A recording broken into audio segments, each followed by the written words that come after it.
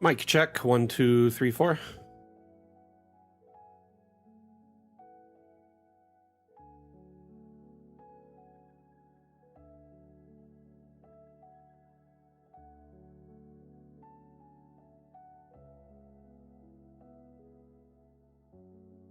Fantastic. Thank you, Random Ladybird.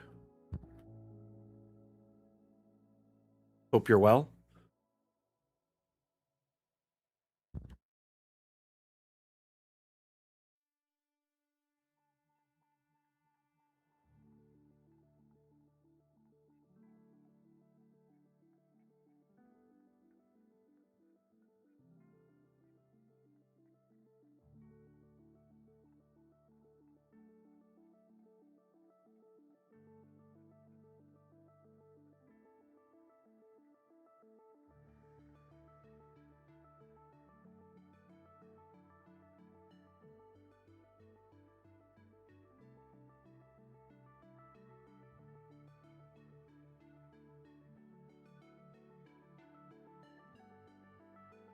Welcome, one and all. I hope you had an amazing week.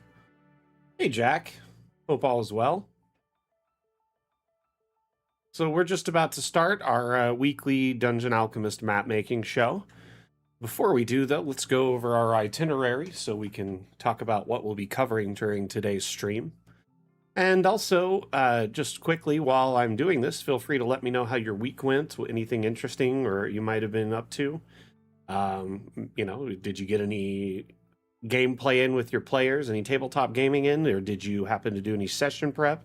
Did you do anything outside of that that might be interesting or fun? Go to an event or attend a festival or anything of that nature? Let us know. I'd love to hear about it. I've been good, Jack. Just busy, man. Busy. And I've been kind of focusing on my health lately. So there's that. Here, let's pull up the itinerary. One moment. Okay, so during our stream today, our first segment will be our news segment, during which we will discuss a scam announcement that we made in our Discord earlier this morning. Just kind of go through it, answer any questions related to that. And afterwards, we will be moving on to the DAM Challenge, which is our bi-weekly map-making contest. The last 2 weeks, our community has been challenged with making a map using Beach Getaway as a theme. So we get to showcase the entries from that today, including the winning map and 4 other entries. So 5 total entries. After that, we'll have Dungeon Alchemist questions, or Dungeon Alchemist Q&A, I mean. So if you have any support inquiries, need guidance with your map making, wondering how someone made something on the workshop, etc., maybe you're having trouble with your exports, save your questions for then, because then we will address them in great detail. After that, we will do an asset showcase of various 3D models on the workshop. Finally, a DAM feature showcase, if there is time, further discussing the Steam Workshop and how it can help you in your map making, whether it's sourcing a map or extra 3D models to add different design aesthetics or feels to your map. No worries, Jack. It's not a problem at all. I understand, that's life, man. And honestly, any of the games we play normally, I haven't been on, so really haven't been much of a gamer the last 6 months other than D&D. So, Lilandra, how are you? Welcome back. Random Ladybird got some board gaming session at the library. What did you play? So, that'll be our itinerary for the day.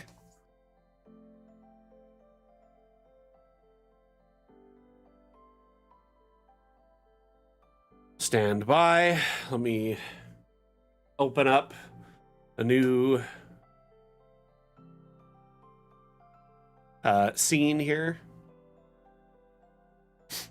So, before we get started today, I just want to add the follows to our stream that happened while we were offline to our cheese map. For those that are just, following along or wondering what I'm talking about, every time we get a follow or a subscribe on any of our platforms that we're streaming right now, that is Twitch, TikTok, Facebook, YouTube, and Steam, we will then add a cheese wheel to the map. So every time there's a subscribe, a follow, etc. On any platform, we do this. So there was 2 follows in the last 24 hours while I was offline. I made sure over the last few days there wasn't any. So we need to add 2 more wheels of cheese. I was going to spell I Heart DA, so I Heart Dungeon Alchemist. We also have our little cheese cave over here where we have a Pac-Man set up. We only started doing this like last week. We have way more than, 10 followers or whatever, but we're starting this as a new activity every time we get followers or subscribes. So going forward, anytime that happens, we'll be adding to it. So we've got 2 more. Let's grab one of these and we'll start making this into a D shape. A little bit less there. Anyway, I'm going to kind of bring that around with the next few follows, and then that'll be our D, and then we'll make an A. And then we'll just put cheese all over in random art projects throughout the map. Yeah, it was kind of a bummer, wasn't it? Here, that scammer spammer stuff, which we're going to talk about momentarily. Let me pull up the announcement.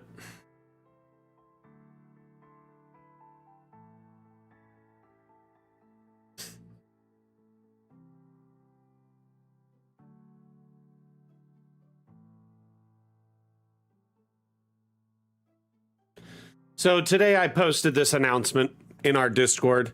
For those that haven't seen it, if you're not in our Discord, it really doesn't pertain to you, but if you're in our Discord, it's a good idea to pay attention here. So we've noticed like a big uptick in the recent months in scam and spam attempts, phishing attempts, etc. And we essentially have been monitoring them and noticing they've been increasing, and noticed that we've had members of our server just leaving in droves, and we were trying to determine why. And we, came to the conclusion, I just noticed my camera wasn't on, that there were several ways our community was being bombarded by spam and scam attempts. And we're trying our best to mitigate those and understand and, figure out ways to circumvent these issues or prevent them entirely. That said, we laid out information related to the most common scams and spam attempts, how you can protect yourself, and what we're doing as a team to help protect you. We got some raiders. Nice. Judgy DM. Very cool. Raiding with a party of 4. Welcome, welcome. How are you doing today? Frisky Clicker. Hello, hello. So essentially, if you're in our Discord, I highly recommend you read through this in its entirety. Lots of really good information on how you can protect yourself, and what to look out for with these various scams. And also things we've done to help prevent them or make it easier for you to report them, such as a dedicated channel just for reporting spam or scams. So all you do is you go into this channel and hit create a ticket and fill in all the relative information. It creates a private thread that's confidential. Only myself and other staff members and helpers or our moderators can see them. So it's a very confidential process. Anyway, sorry about the boring news here, but with the uptick in all of these scam and spam attempts, we wanted to help protect our community as best as we could.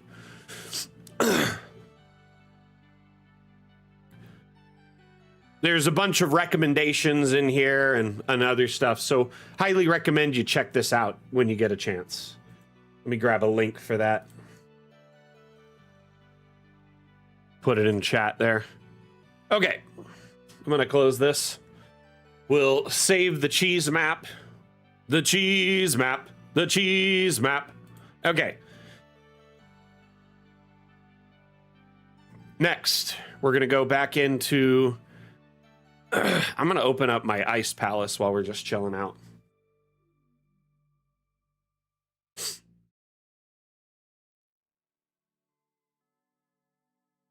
Ah, the dreaded reorg.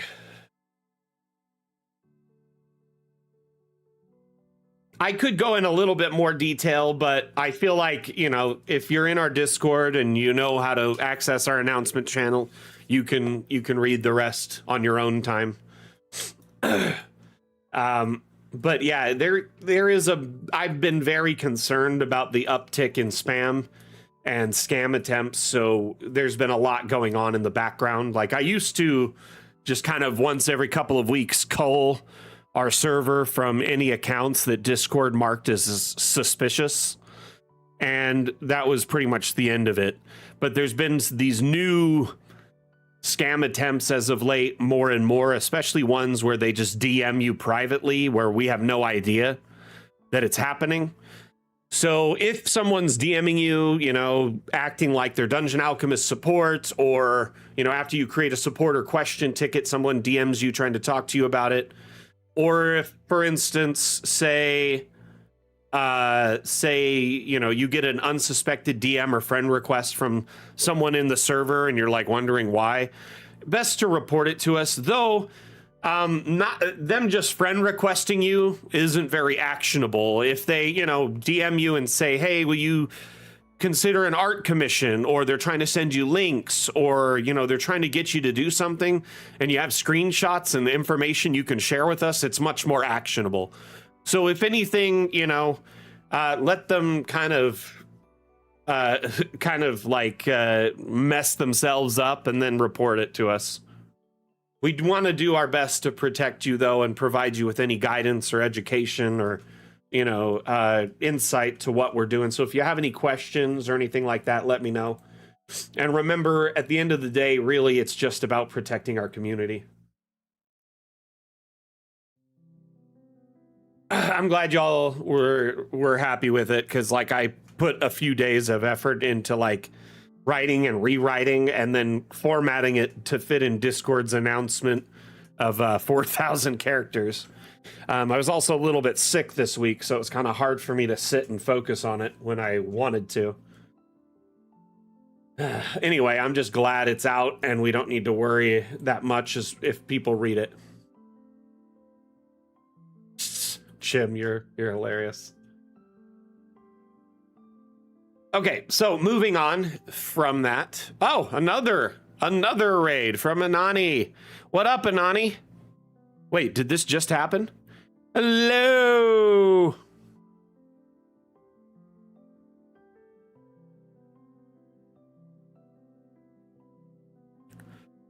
Well, thank you. That's back-to-back raids we've gotten today, which is crazy because usually we get like one raid a month.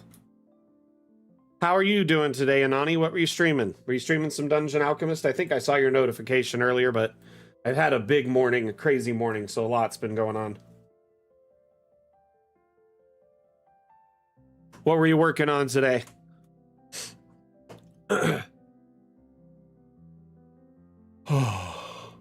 I'm just gonna leave this here. So that's a bit of our news so far. I don't think there really is any other news. Oh, very cool.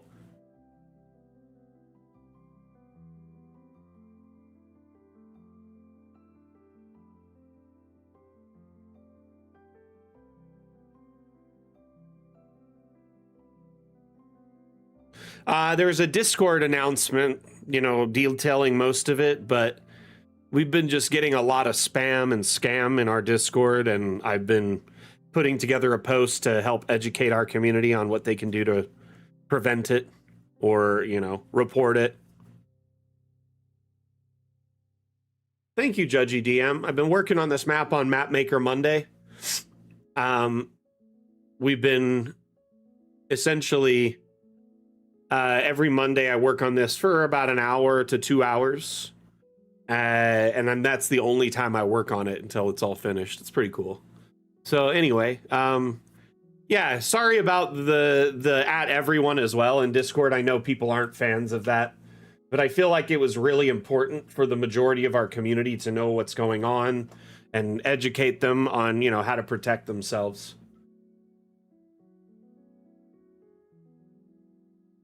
Honestly, I mean, I've been wanting to do a lot of these things, but there's a lot of stuff that goes into all of this.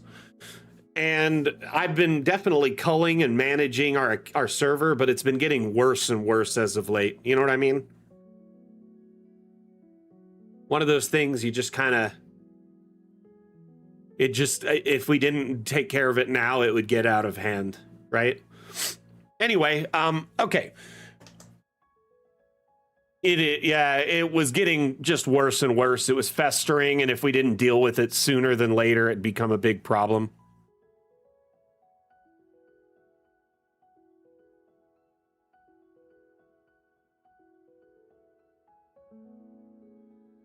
But yeah, it's a great map. Great map indeed. Thank you for the kind words, and it's a work in progress. But I think, you know, I'm gonna do kind of some sparse decorating up until the upper floors. But lighting will be crucial in making this so, like beautiful. Like that interior just looks so great compared to the exterior.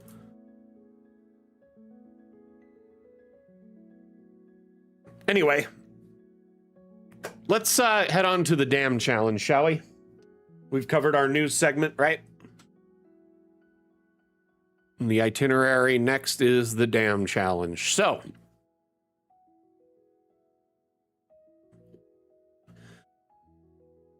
for the last couple of weeks, our community has been challenged with making a map using Beach Getaway as inspiration.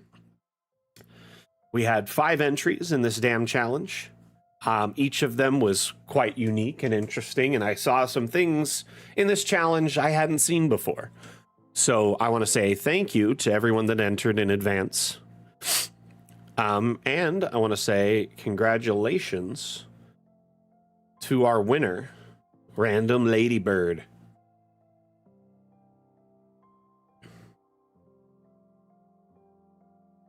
While that's loading, we will be going over every single entry in this dam challenge. So if you had an entry, by all means, if you can, please stick around until we showcase your map. So big congratulations to Random Ladybird. If we could get a round of applause and a pat on the back to her. Remember, we are great sports here. We can't all win, but we can all be winners. So, congrats are in order to Random Ladybird as we load and explore her map. Love the wave abstracts you have here. Were these from the workshop or these custom ones? They look different than the ones I recall seeing on the workshop. Might be ones I haven't seen before. So, oh man, I need to update that. By the way, there is another bit of news I forgot to mention. Congratulations, Dungeon Alchemist community. We hit 15,000 maps on the Steam Workshop today. That is just absolutely phenomenal news. That's an insane amount of maps. Every one of you have access to these maps, by the way. So anyone who owns a copy of Dungeon Alchemist can browse the Steam Workshop internally within Dungeon Alchemist and browse and download any of 15,000 maps. Or you can also browse it from the Steam app, the Steam website, or the Steam application on your computer. But 15,000, that's an insane amount of maps. So many now are multi-level too, because multi-level's been available for over a year. I'd wager at least 3,000 to 5,000 are multi-level. But it's just so great that when you are in a hurry and you haven't made a map, you could go download one and be done, ready to go, right?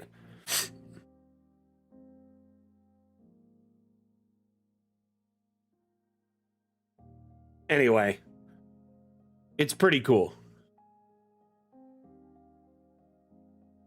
Make sure once you got it all colored and detailed that you upload it and share it, set it to public.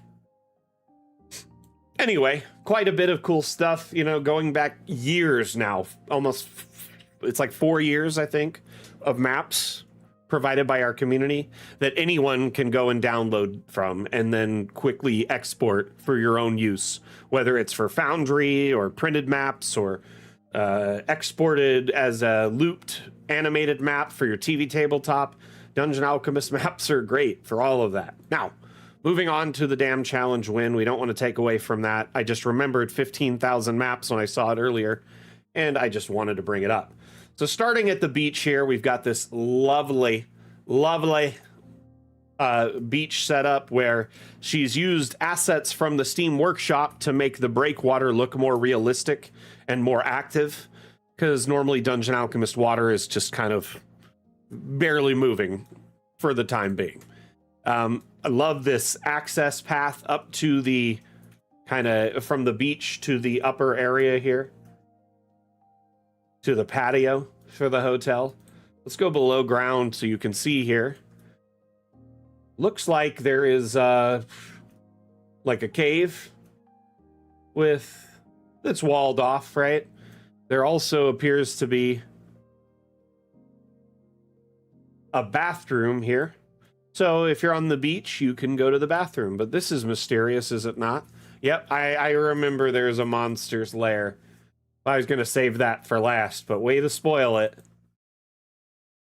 I really loved this, like, Art Deco, like Roman Deco seahorse. That's really clever. The Hippocampus Hotel.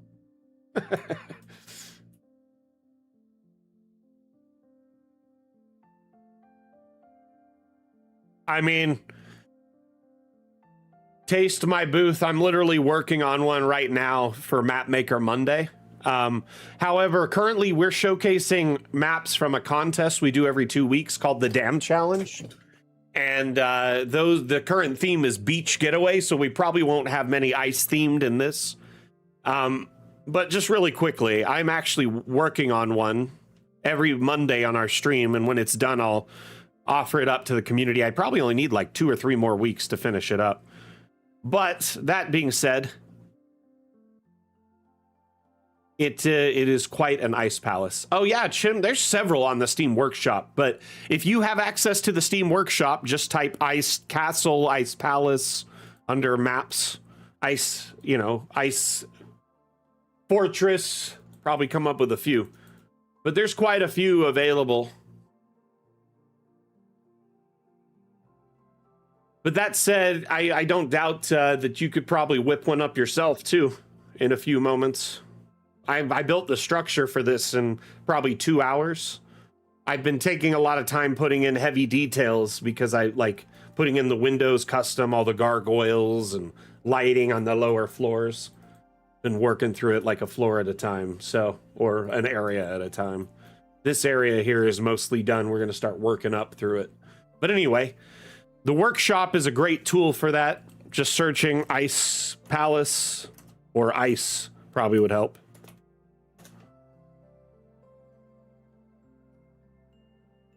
Oh, it's Taste My Boot Heel is your name, huh? Interesting. But yeah, I actually uploaded an Ice Palace years ago when we first released our Winter Wonderland update, and then there's quite a few more on here.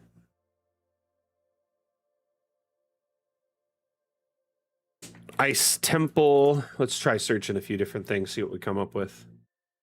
Temple, Ice Cave. Snow Bandit Camp, Ice Palace. Broken Tower set in the like a snowy region. There's quite a bit if you just search ice or snow.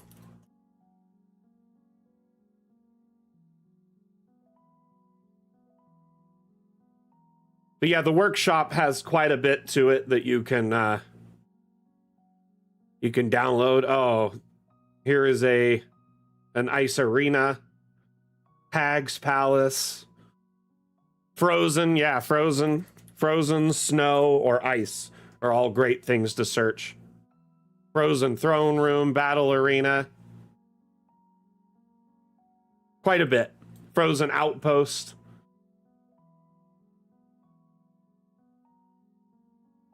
But anyway, we're going to move back to the Dam Challenge maps because we're focusing on beach getaway. And we were showcasing the winning map, so let's finish that up. A little sip of water here.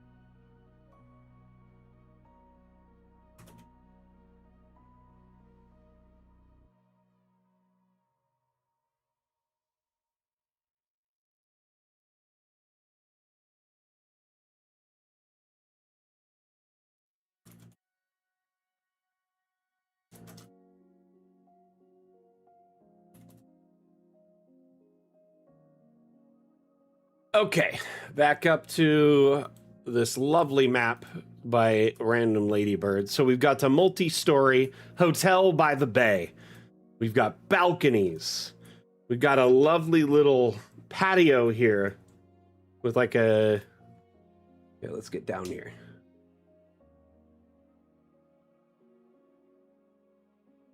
Lovely little puppet theater.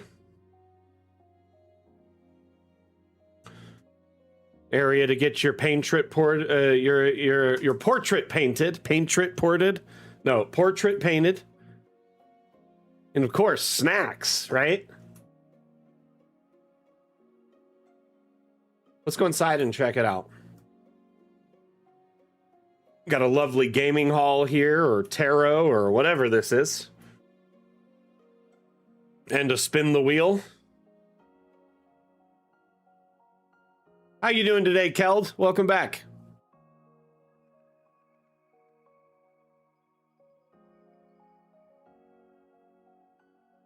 Hey, found a ladybird.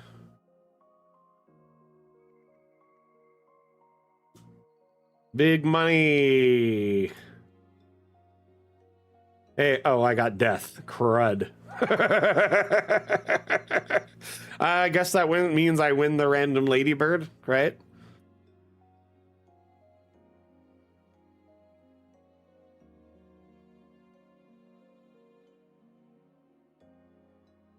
Five. Cool. Okay.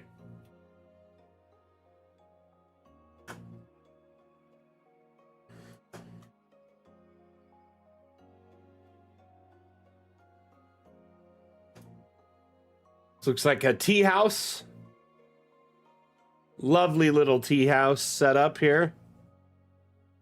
Look at all the variations of tea, leaves and herbs and the like. And of course, lovely pastries and whatnot. Wouldn't be a tea house, right? With all this stuff, without this stuff.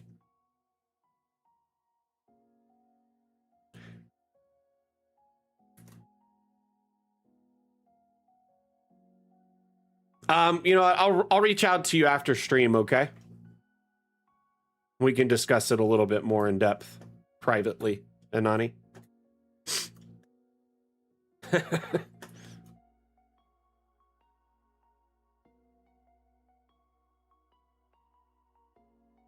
Here is this backyard attached to the tea area, so you could sit out in the lovely little garden, enjoy a cuppa, if you will. Isn't that what our friends across the pond say, a cuppa?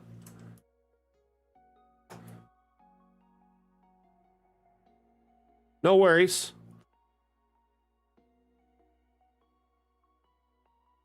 Ooh, a floating teapot.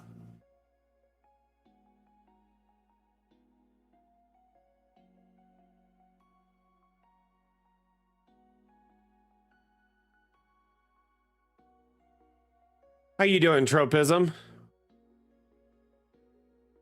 Are these just like constructs, animated teapots serving tea?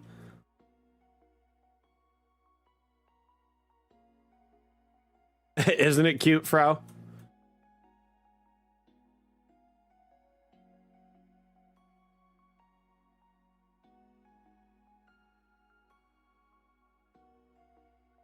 Mrs. Potts. It is kind of like Mrs. Potts, huh? Be our guest, be our guest. Put fine dining to the test.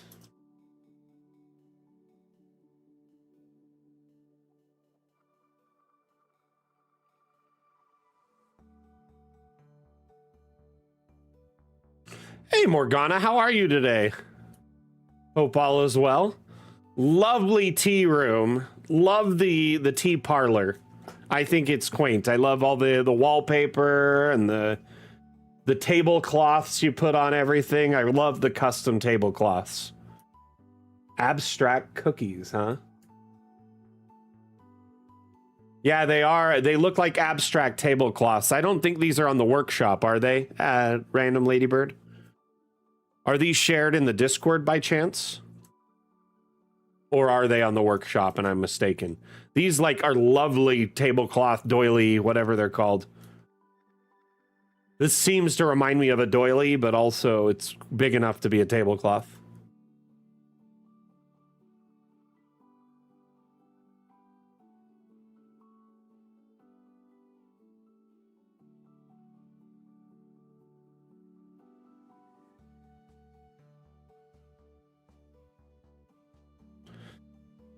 Okay, let's go back into the main area where the gaming hall is. We'll go upstairs.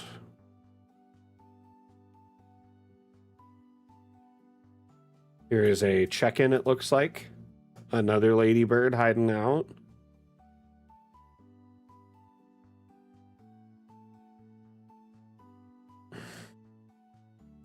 You know what I'm going to do? I'm going to go back out and we'll do a cutaway view.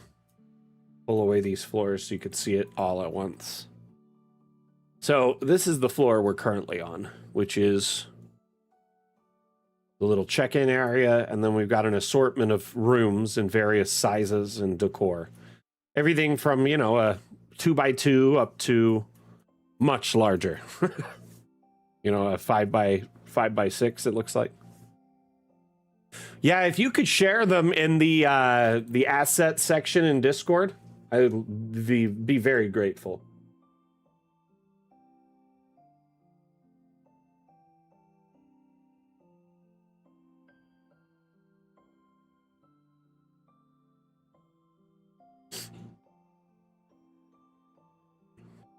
Oh, I missed this little area over here. Oh, that walks through. Okay, we got to go check this out before we move up. I'm going to pop a token down here. I need a token named Papa Token. And it's just like an old man.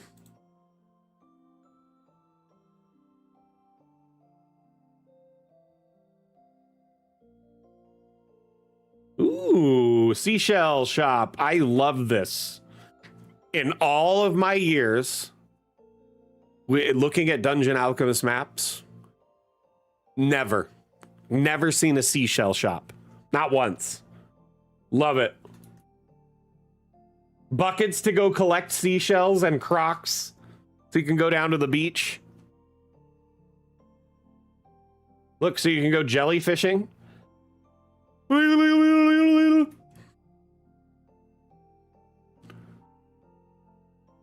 I love this. This is great.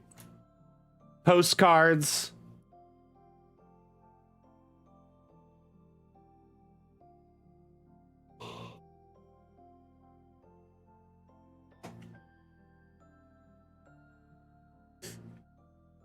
Share them in the community asset section, okay?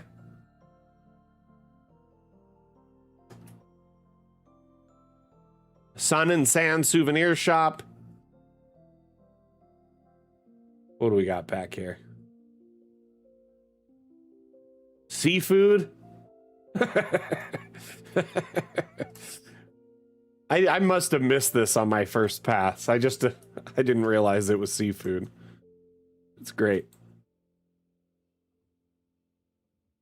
Uh-oh. What did I just find? Ooh, ice. Never mind, it's the ice cellar.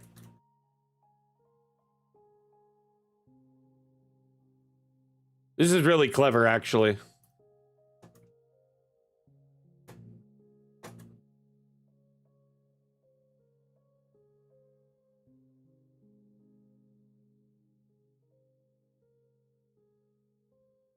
I've never seen someone use a space like that for an ice storage.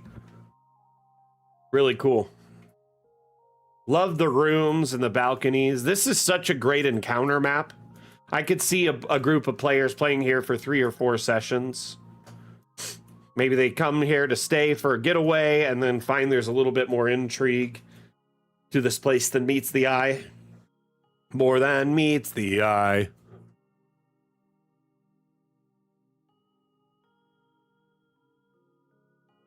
Oh, for sure.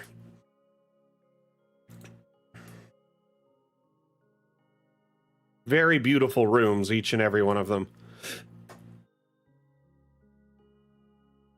Of course, we have a little greenhouse garden here. And a rooftop a rooftop balcony.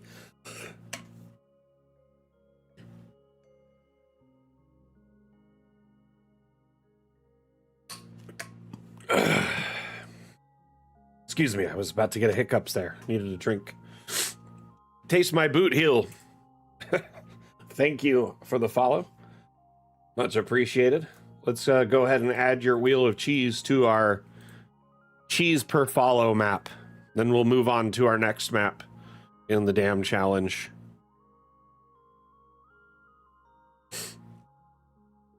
So every time we get a follow or a subscribe on any platform,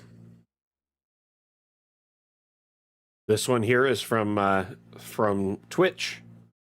We will grab and add a wheel of cheese to our cheese map. We only just started this like a week ago, so not much has been added with only 2 streams per week. I imagine it'll take some time before we see some substance on here.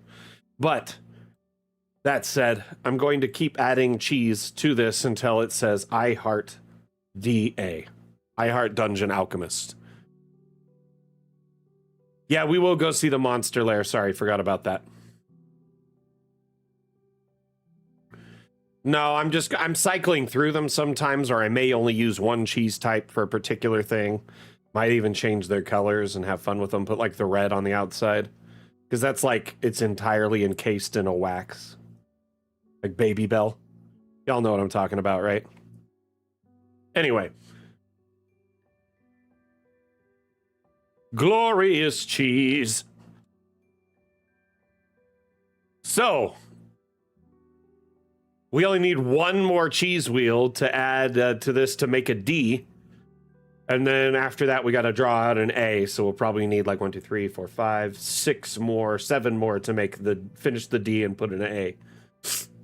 So, you know, hint, hint, if you're enjoying the stream and you think it's silly that you get a wheel of cheese every time we follow, make sure you do that. Follow now. Just kidding. I'm going to save and we'll go back to the winning map for one more thing to show you.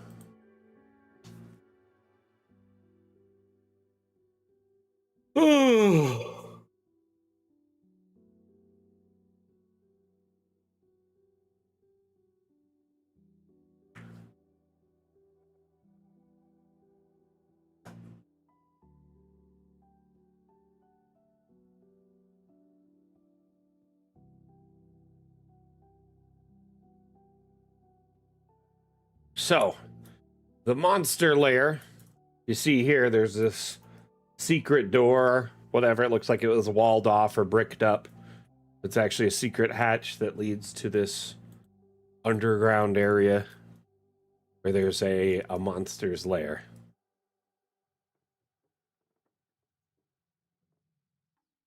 Huh. A house under the bonsai in the tea house.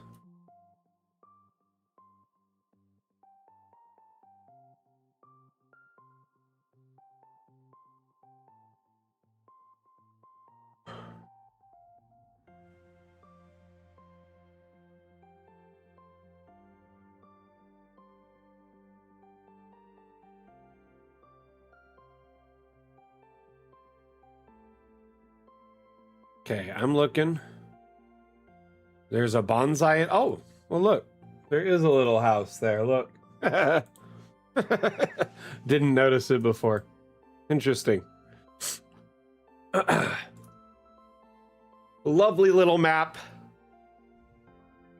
Encourage you all to check it out. But yeah, we've got a monster lair in the underground area here. Could really be whatever you want it to be. Could be a sea monster. It could be a whale of a good time. I don't know. Anyway, congratulations again, Random Ladybird. Very much enjoyed your entry.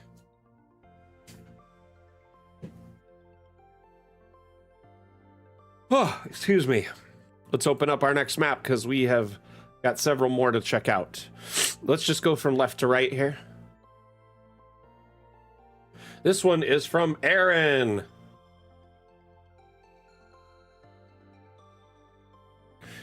From Aaron Aronson, or Aaron.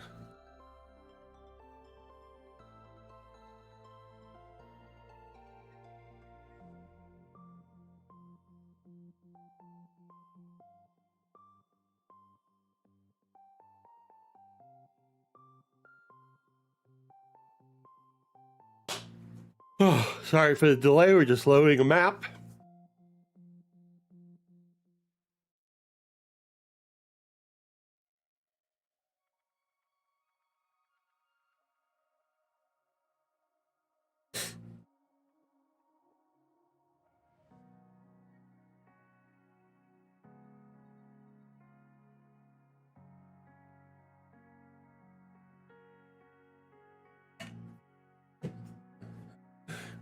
Will you at Aaron and let them know theirs is next? Or reply to them directly? Someone? Atlam, probably.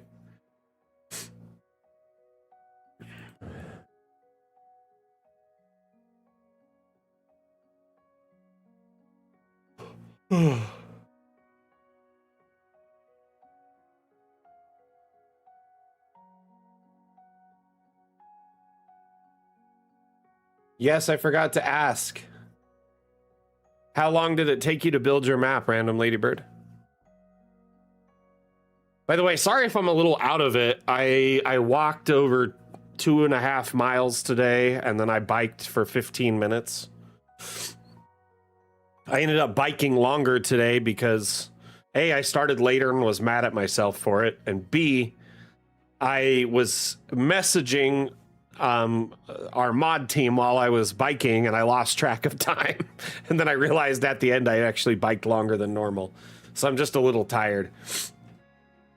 There's a couple maps that take a little bit longer to load. This one had like 3.5 gigs of assets tied to it.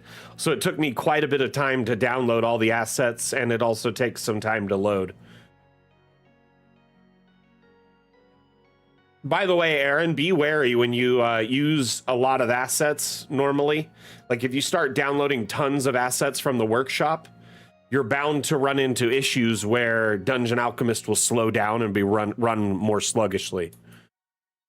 Just like an FYI.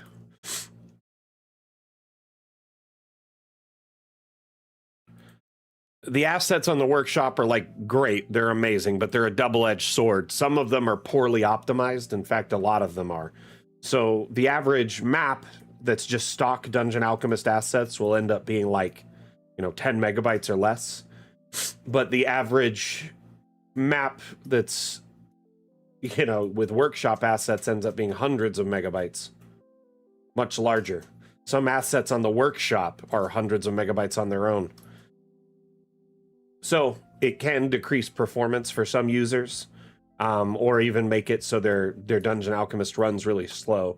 I like to think of the assets on the workshop like mods for a game. Mods, when you add mods to any game on Steam, it's, so a lot of mods are great, but the more mods you add, it starts running more slowly. Performance dips, right? I love the beaded back. Oh, is that a window? Looks like a beaded door entry. Yeah, that is. Love that. I could hear the sound that makes when you open it. Love the little back patio here. The skybox was a nice touch, by the way, Aaron. Really loved the beach and the tide pools. And then the raised home is a nice touch as well.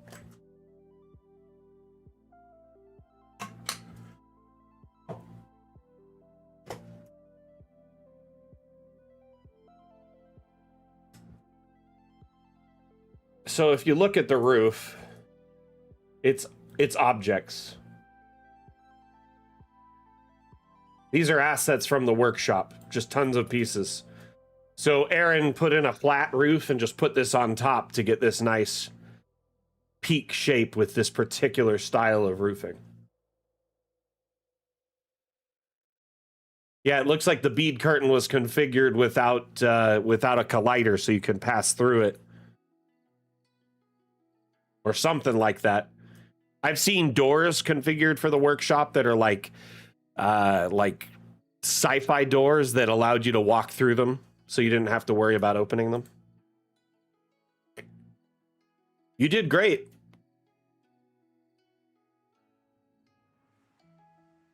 And then, of course, we've got this underground area, which was quite cool as well.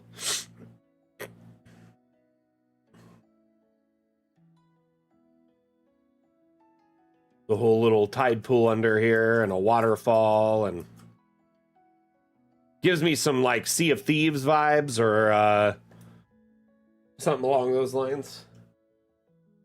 The downside of that, though, Chim, if you make an object without colliders, usually you're going to have a problem. You need at least one collider on it somewhere so you can grab it and move it later. If there's no colliders, it makes it impossible for you to grab it after it's been placed. So it's kind of a one and done object. Does that make sense? You can only delete it using the object eraser after that. You can't even select it to delete it via UI. So, just something to consider.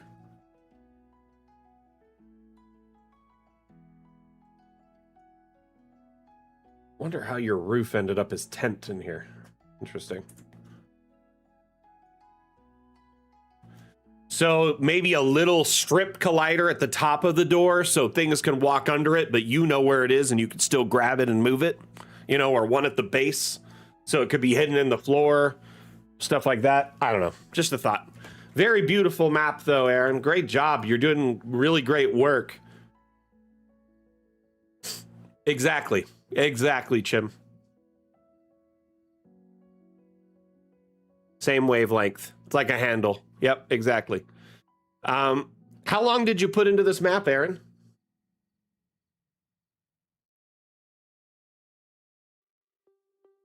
I love the lighting as well. It's really well done. Aaron's only been with our community, it seems like a few weeks now, and they're really getting a handle on Dungeon Alchemist and the workshop as a whole.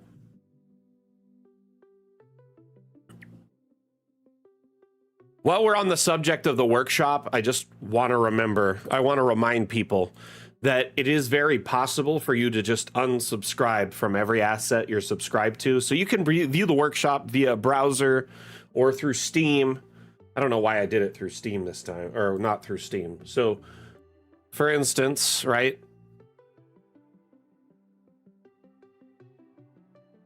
Oops. Let's go to library, right? If you go to Dungeon Alchemist in your library, you can click the workshop tab from our stored tab, or from our like game front, storefront, what game front? I don't know what it's called. They have a special name for it. But once you're in here and you could see the workshop items, maps, you could click your items and go to subscribed items. I'm not going to do this right now. I'm just going to show you. But from here, you can click unsubscribe from all. Essentially, this allows you to quickly unsubscribe from every asset en masse. I do this if Dungeon Alchemist is running really slow, or I don't want to spend time unsubscribing from assets one at a time. I tend to do this once a week or once every few weeks because I open up a lot of maps from the workshop. probably, between 3 to 5 a day, and it adds up really quick with all the assets on the workshop, and it starts putting performance issues on my PC. So just think of, like I said, assets on the workshop like mods. The more you add, the more likely the map will run poorly, or Dungeon Alchemist will take longer to boot, or run sluggishly, or framed out. So just keep that in mind. You may want to purge your assets from time to time. This will unsubscribe from everything you've subscribed to and then re-download your assets that you have favorited, i.e. with a star, and or anything you've uploaded will automatically be downloaded as well. So if you've uploaded, say, 50 assets, it'll automatically re-download those because you can't separate from them no matter what you do. Anyway, so thank you again for this lovely entry, Aaron.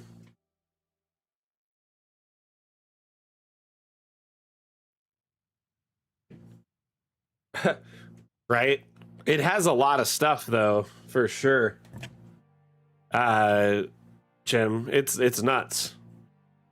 Next map. This one's from Lilandra Blue. And this one had a very interesting idea in it that I thought was very cool. And it's the first time I've ever seen this happen for a couple of things.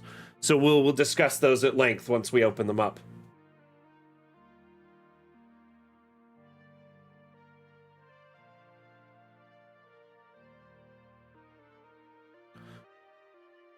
So, first off, love the pyres you have set up here with help. I found this very unique and interesting. I don't think I've ever seen, like emergency lettering at all in any Dungeon Alchemist map that I can recall. Sort of like magic circles or anything like that. But I really love it. Hey, if you do that, Random Ladybird, make sure you open it from the workshop, not from your local save. That way, if you make any changes, you can just update the published map from this tab. So if you open it from Open Published Map right here, then make the edits, and then click Update Published Map, it'll say that here. And then you can quickly update it. So what I loved about this map is Lilandra took this asset, which is a prefab tree. It's very easy to make the mistake of opening up your local save. But once you've saved a map to the workshop, if you want to make changes to it, you always open it from the workshop instead. A lot of people will make the changes locally and then go to upload it, and they're like, wait a second, it's making me upload a second one? Yes, because it's a distinctly different map. So essentially, you can override your existing one if you open it from the workshop directly through Dungeon Alchemist, IDE Open Published Map. Anyway, that's info for anyone who's published a map and wants to make edits to it after the fact. Yeah, the signal fires are great.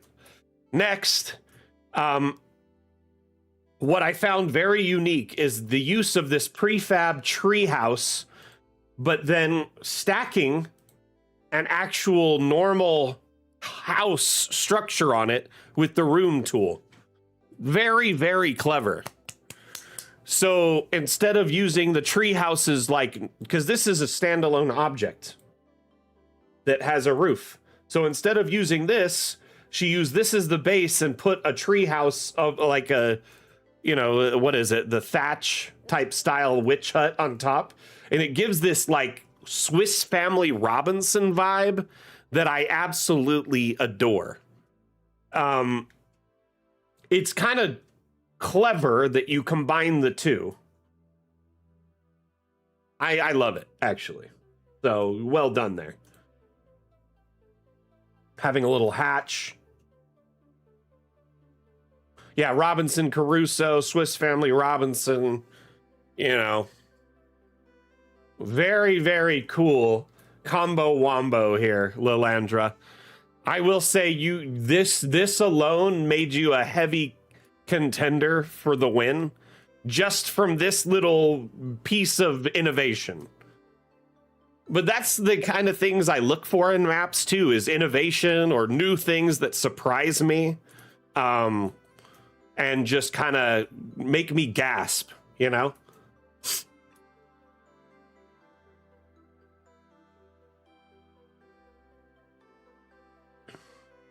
I'm going for gasps.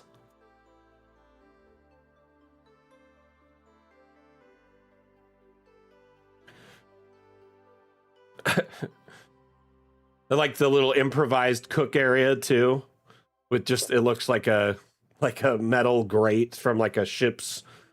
So the tree trunk house is an object by itself called treehouse. We have several like standalone house objects in Dungeon Alchemist. Where are they? I believe they're under structural, under constructions. So there's some in here. There's like this swamp hut, right? Let's disable collision so it doesn't raise up. There's the wandering Baba Yaga hut, the tree house, the swamp hut. There's a bunch of tents. There's like a shed or an outhouse, an igloo. There's a bunch of different ones, right? That are all prefabbed and ready to go. Oh, the teapot.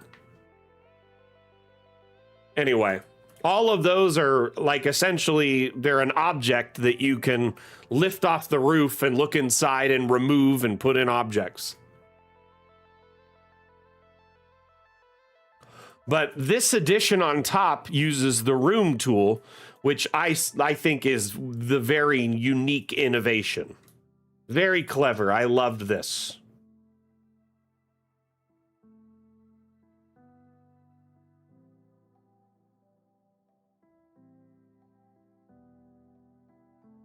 Got a little shed out here.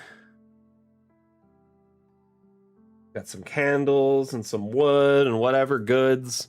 Thank goodness there's some water, right? Some fresh water. Lovely build. Lovely, lovely build. Lilandra, how long did it take you to make this? Wonder if there's any secrets over here that I might have missed.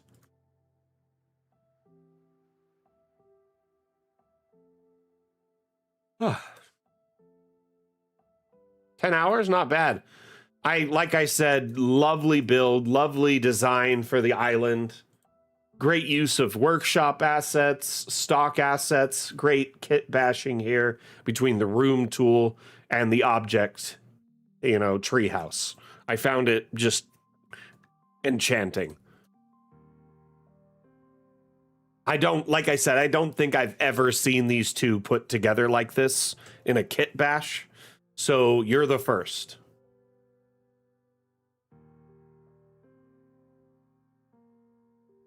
Boat made to be the first living space.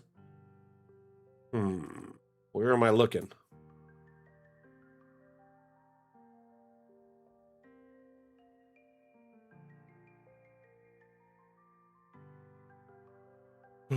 Don't see anything on your ground.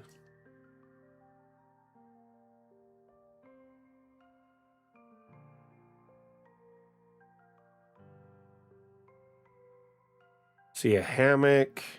Oh, yeah. I just figured this was just the boat propped up, but that would make sense. It's probably the first shelter is just propping up, some wood or something to cover you so you can lay under it and get out of the sun, right?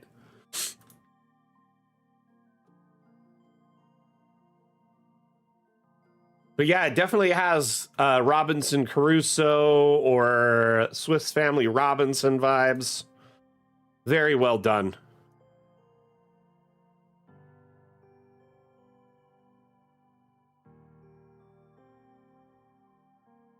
Next is from Lord Rev, and it's Lily's Retreat.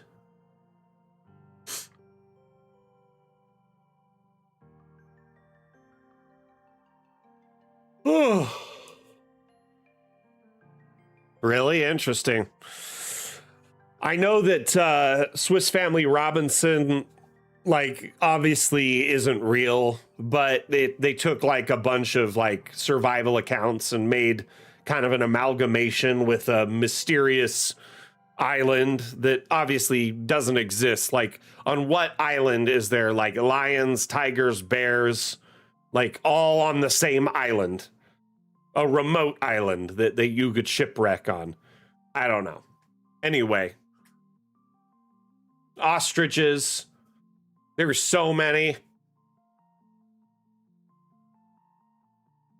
in the entire book and the writing and the movie, there is definitely plot holes, but it's meant to be fantastical. You know what I mean? It's not really supposed to be 100% accurate. But that said, there are a lot of survival books or books based off of survival encounters. Some really good ones out there.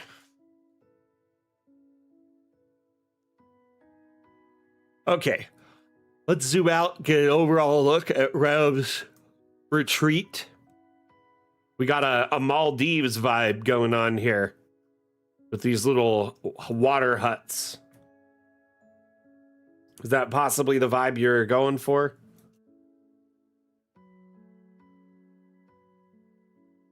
Got a lovely spa.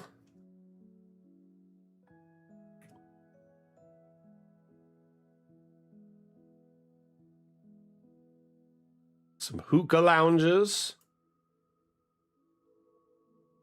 Wonderful kitchen.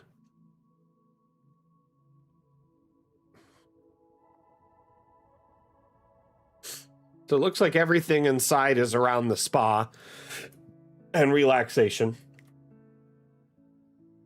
Various pools and tubs and baths and smokehouses.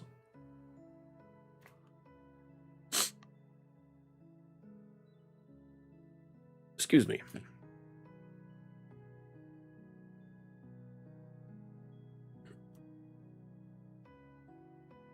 Excuse me. Goodness, hiccups.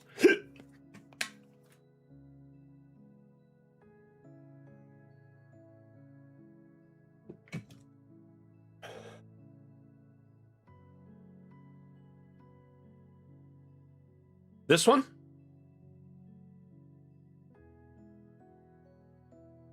Or this one? There's several arches here, so I'm not sure which one you're talking about.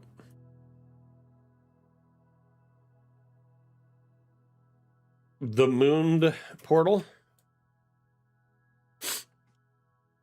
Should be able to walk through it. If it's an arcade, you can't walk through it, but arches you should. Yeah. That's fine. Remember, if you're using these walls, the arcade walls, arcades are technically walls, so they're not hollow.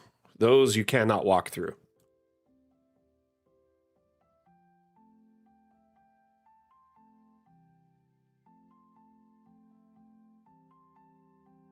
By the way, any arch can be turned into like a magical gateway teleporter. Well, it's normally straight. It was put on the corner, so it has like a weird squiggly to it.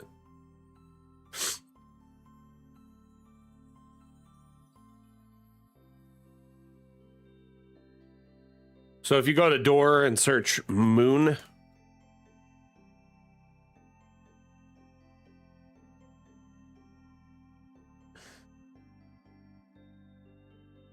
so there's one that's like quite literally a cut hole in the door or in the wall, like arch style.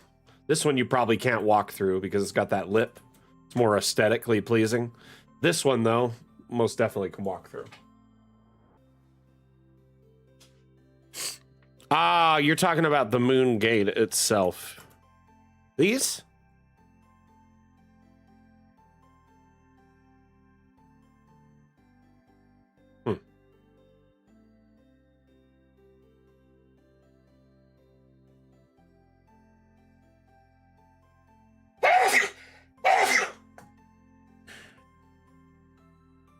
Yeah, that makes sense. Though you probably could circumvent it with one of these. But I understand your reasoning.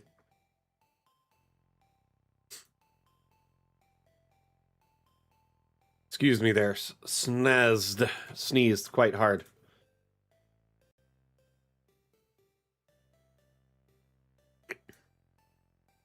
Very cool fountain, well lit. Let's check out the rooms here.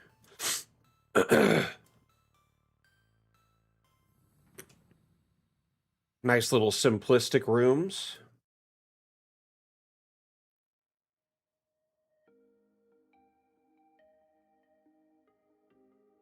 Is this resort all inclusive, Rev?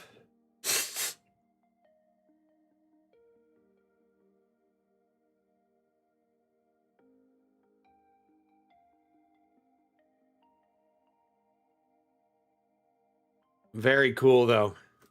Seems like from the time you arrived at the docks till the time you leave, you just get to relax at a resort.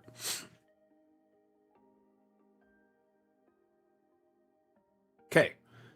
Final map. Chim. This one was also very interesting.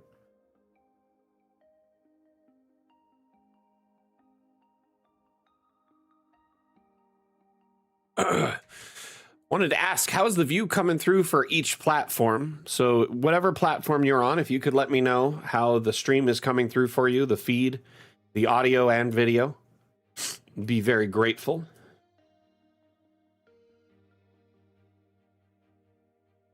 Helps if you have a wave and seagull audio in the background.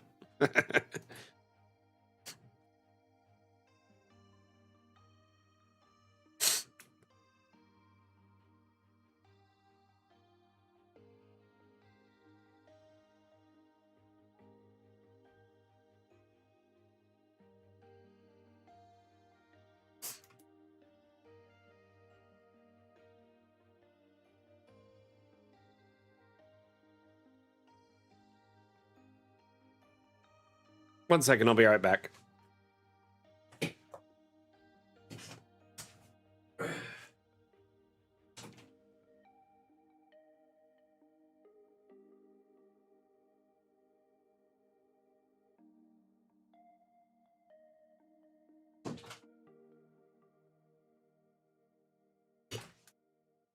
Thought I heard something, but it was nothing. I like your little volleyball court too. Looks really cool. The kites were a nice touch.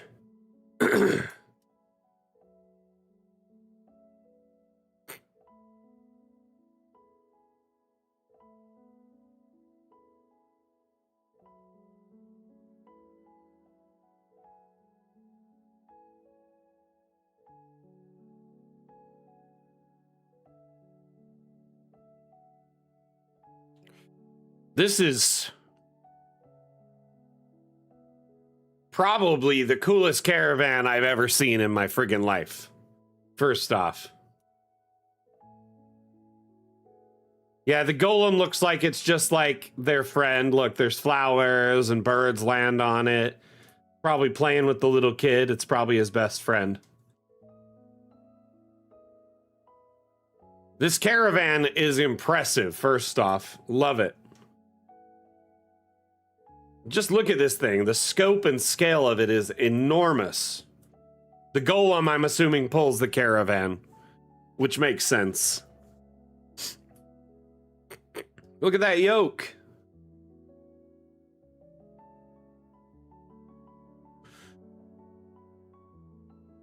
What do you mean it was Hieronymo's? You based it off of Hieronymo's design for his wandering caravan?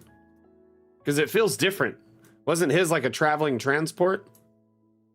For like troops or no, it was a jail. It was a prison transport.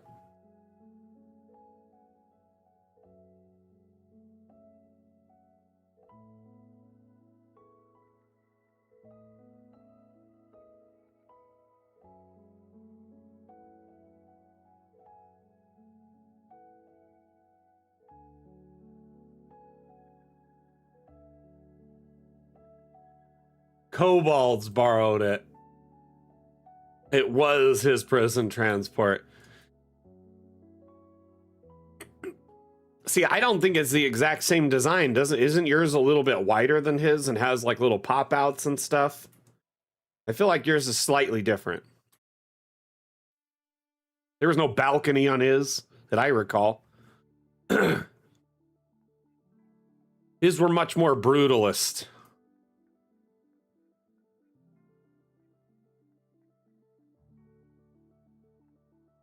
Pixel, welcome back. How you doing?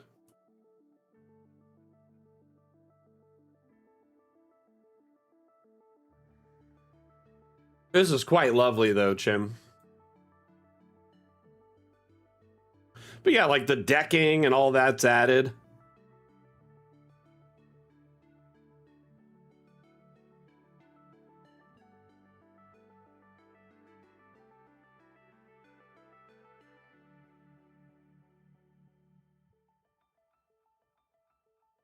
This here feels very custom. I love all the duckies, by the way.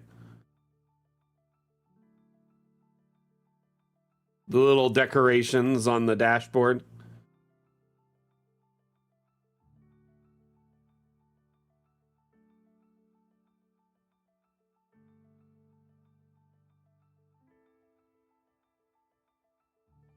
I think this is great.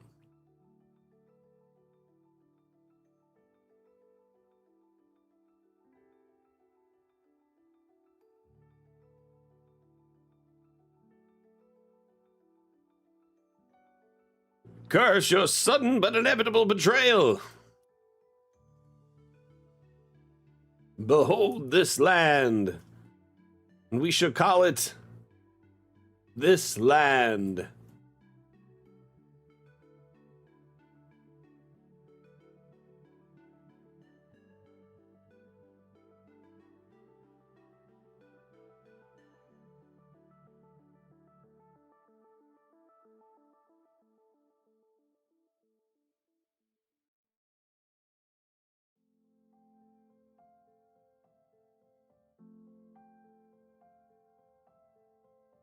The kobolds seem to be making the most of it for sure.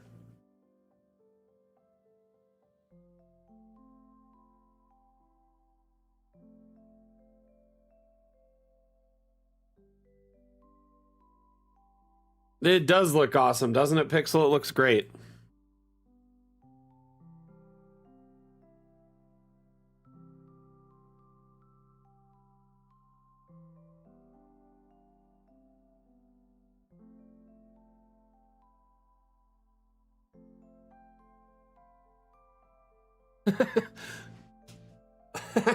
Okay, this is great.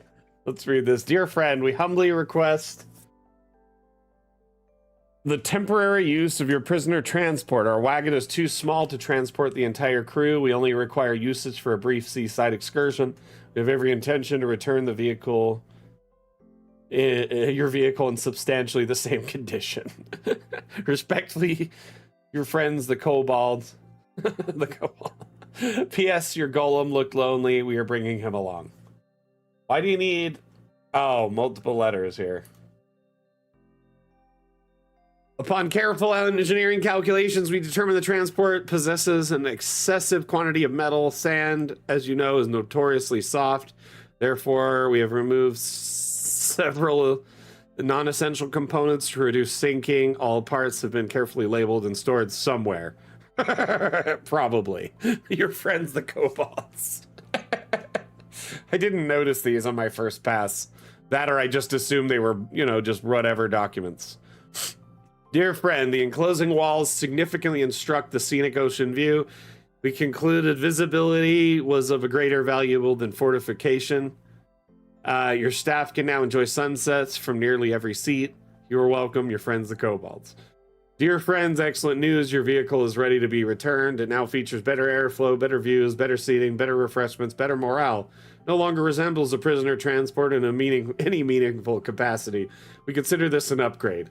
You're welcome some more, your friends, the kobolds and Golem Company. We forgot where we left something. And such. Parts and such, I'm assuming.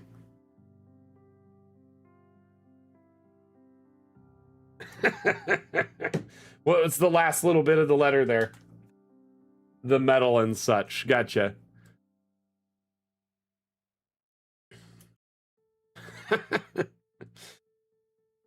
They're all sitting here around it. They're like, yeah, this is good. They'll like it. This is good. These kobolds look interesting. They're like a mashup of both kobolds styles. Because they got scales, dragony style, but then they got ears like that remind me of like wolves or dogs. And their feet kind of look like a cross between the two. Am I crazy in thinking that these look like a mashup between both kobold styles?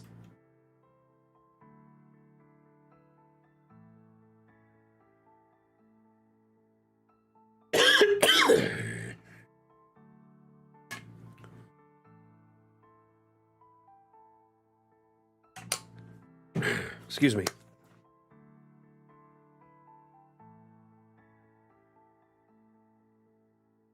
Lovely build, though.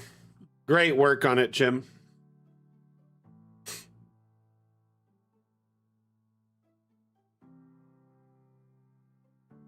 Yeah, it does kind of have a Ratchet vibe to it, right? Like Ratchet and Clank. I feel like a little bit of a monkey vibes or like dog vibes. Like, I don't know.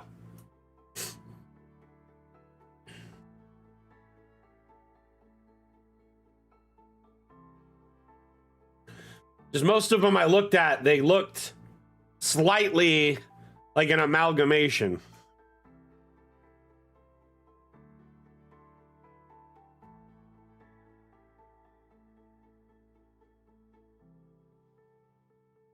See, that one looks like a rat folk.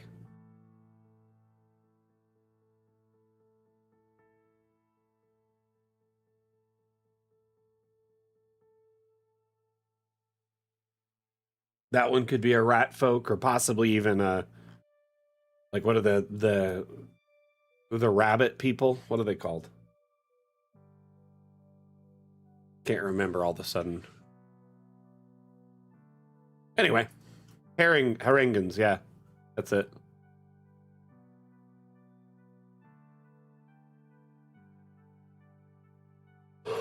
Everything is crab. Okay. Let's head on to our next segment. Shall we? I like the additions that the Cobalt crew added to the prisoner transport. Pretty much noticed them right off the bat. I'm pretty good at that. Without the letters, but yes, great work here. I think we've covered all the maps in the Dam Challenge today. Yes, we have. So we're moving on from the Dam Challenge to another segment. We're going to leave up the winning map as a little background here while we load up our next segment, which is Dungeon Alchemist Q&A. So if you have any questions, support inquiries, need guidance in your map making, maybe you found a map on the workshop, you're wondering how they built that. Hey Bane, how you doing? Welcome back.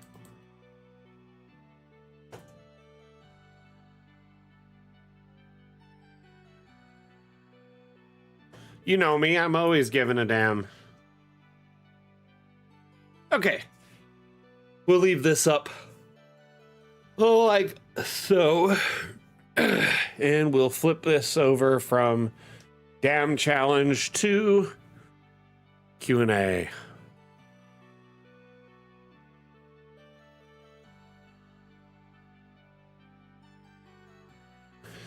So I'll leave it to all our various chat floors over the next 10 or 5 to 10 minutes. If anyone has any questions, let us know through chat, and we will show you in real time how to address the problem.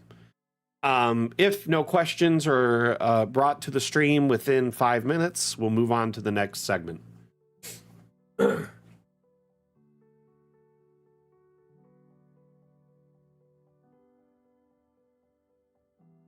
So, if any of you have been working on your maps lately and have questions related to your builds, or, you know, maybe you have questions about our announcement today in Discord, or about our development, where we're at in our next updates, or our future updates, and how things are going there, etc.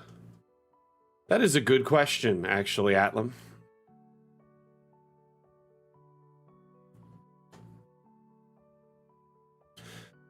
So what we're going to do is we're going to let everyone in chat make a suggestion, okay? So you can make a single suggestion for our next Dam Challenge theme. This suggestion has to be 1 to 2 words, okay? Ideally something that is thought-provoking, emotion-evoking.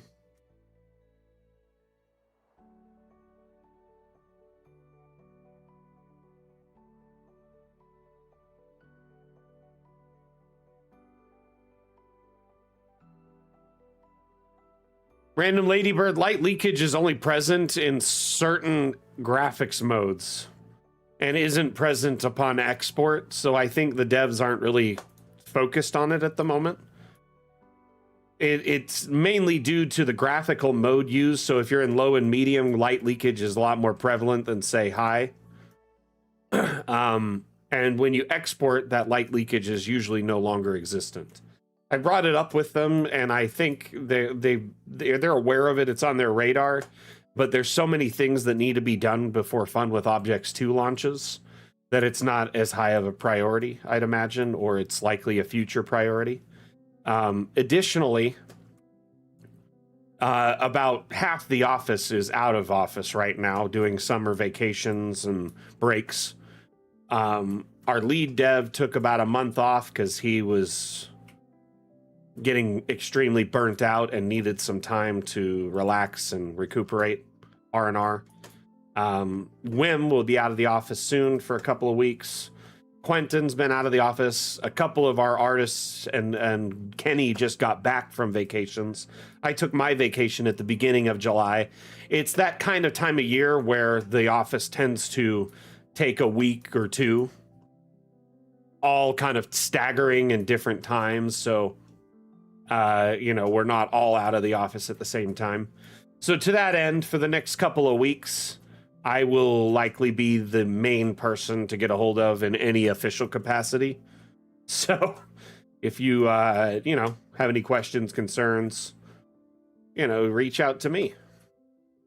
I think only a couple of members of our art team and one of our dev team will be here for the next couple of weeks.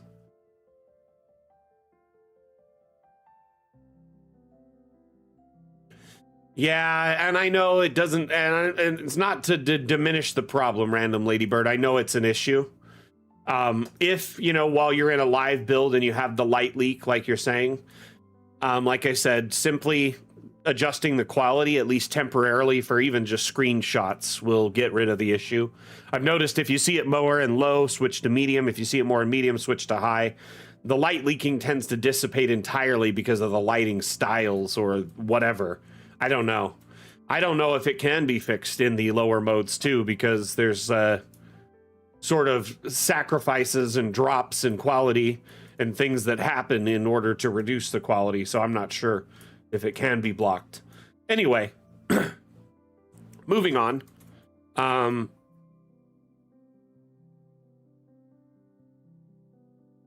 Let's take a list of any suggestions from our community.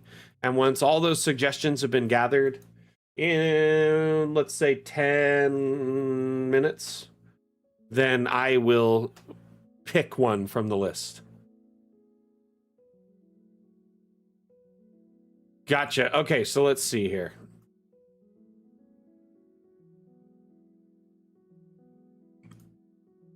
These are quite high, it looks like, too, huh? You're using these crystals? Are you using abstract lighting? Yeah, I can see that now. Okay. Yeah, they're right at the edge of it, and you could see where it leaks sometimes right here, right? So in settings, if let's say we're in low,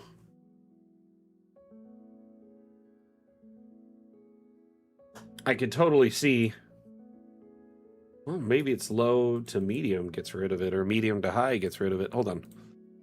I feel like light leakage is more prevalent dependent on the mode. So almost entirely disappears when we go into high. There's no more of that reflection lighting here. But I can understand your concern for sure. I'll bring it up with the devs again next I talk to them, but it'll be a few weeks. Unfortunately, Aaron, not at this time. So the key is order of operations, meaning you place objects in the order, that you're certain you're happy with their final placement. Some objects, especially workshop objects, they were, let's just say, not configured well. So they may have oversized the collider. So the collider for the object is way larger than the object's overall size is or frame. and it makes it over, it like essentially envelops any objects nearby it, even though you're not clearly clicking on that object. It can still have that problem. So workshop objects tend to be one of the biggest offenders of this issue. Following that, there are some objects in DA that are tall and thin versus, say, you know, a square or a cube or a sphere or something. When something's a tall, thin object, its colliders tend to be awkward to get at if there's other objects inside of it or next to it. But I understand your concern there as well, and we're working to improve object interactions all the time.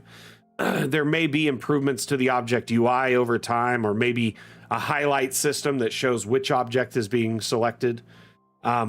Though, unfortunately, I don't know if that'll be implemented in Fun with Objects Part 2 or not.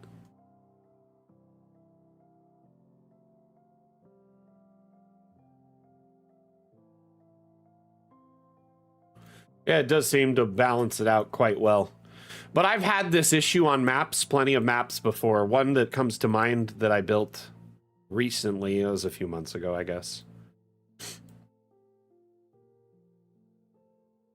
Where is it? Temple Ruins. This particular map had a lot of light leak in it, and I'm not 100% certain why. I'm sure it's more prevalent when you're in a dark map when you use lights more exclusively, right?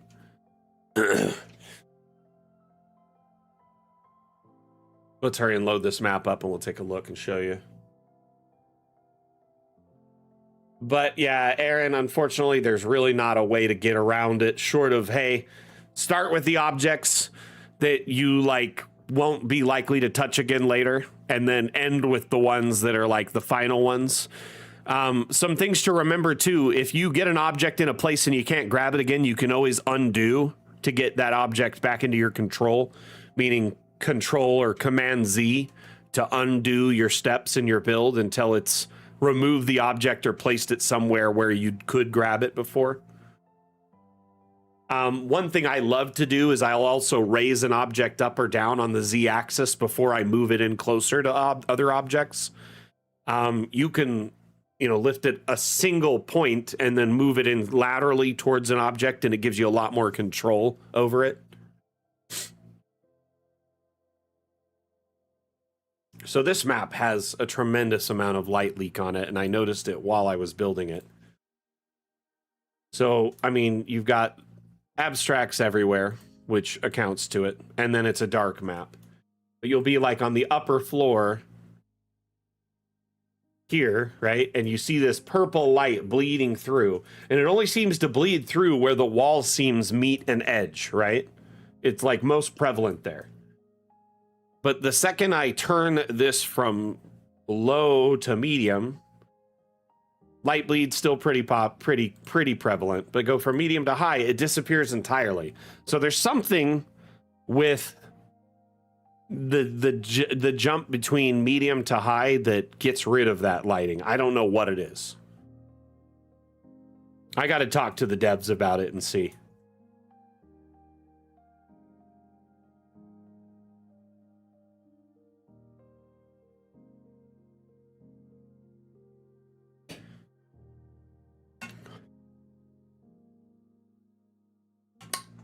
There could be cracks in the texture for the tile that lets light bleed through.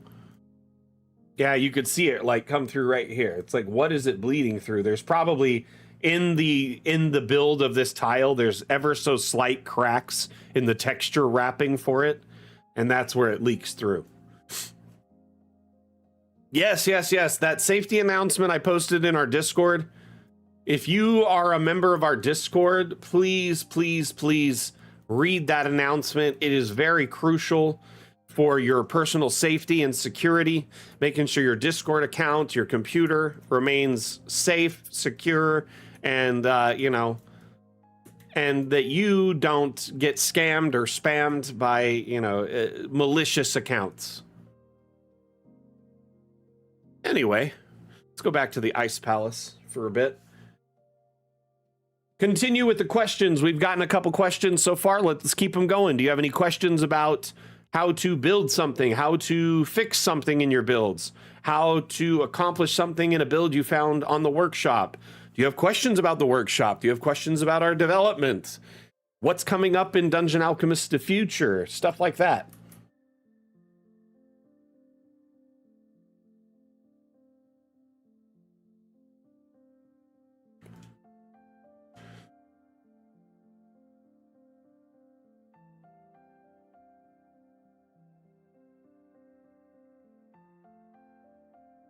I don't think it's a challenge theme suggestion.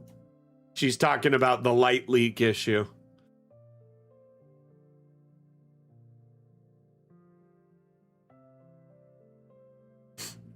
So anyone interested in following along with this map, we'll be building it on Monday. Working on it every Monday till it's finished. I'm hoping we'll get it done in the next 2 or 3 streams. Really is just decorating at this point, which is a bit of a struggle because there's a limit in how many ice items there are, but I can still make do. I don't need to decorate it solely with ice items. There can be regular items. That said, I would love it if y'all tuned in on Monday if you're able. The stream starts at 9 a.m. Pacific. That's 12 p.m. Eastern or 4 p.m. UTC, depending on where you are in the world. I'm hoping you can extrapolate from those time zones. Stream runs roughly 2 hours. 2.5 hours, usually, sometimes. And I work on the map in real time, live, so you can follow along. You can ask questions about the build, give feedback and suggestions towards the build. But also, during that stream, I host it 100% AMA format, which means you can come in and ask me anything Dungeon Alchemist related during that stream and get support at any time. So anywhere I am in the build, I'll drop what I'm doing and show you what you need to get, your maps made, or provide you with real-time assistance. So think of it as like a Dungeon Alchemist Academy, where you can tune in and hang out with Professor Mac and learn about Dungeon Alchemist, map making, game mastering, all that fun stuff. So we tend to talk about a lot of different things on stream. Mini home. In the past, Aaron, we've done added rules to our themes where one was it had to be under a certain size. So we'd pick a theme and then set it to a certain size, right? So it'd be like 10 by 10 or less. Mini home, mini house, tiny hut, if you will.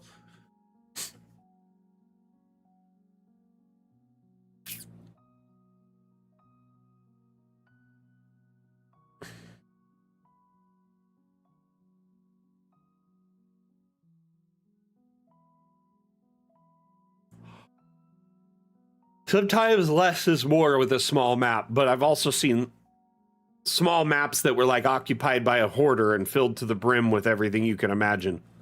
So really just depends. So what's our list so far, Atlam?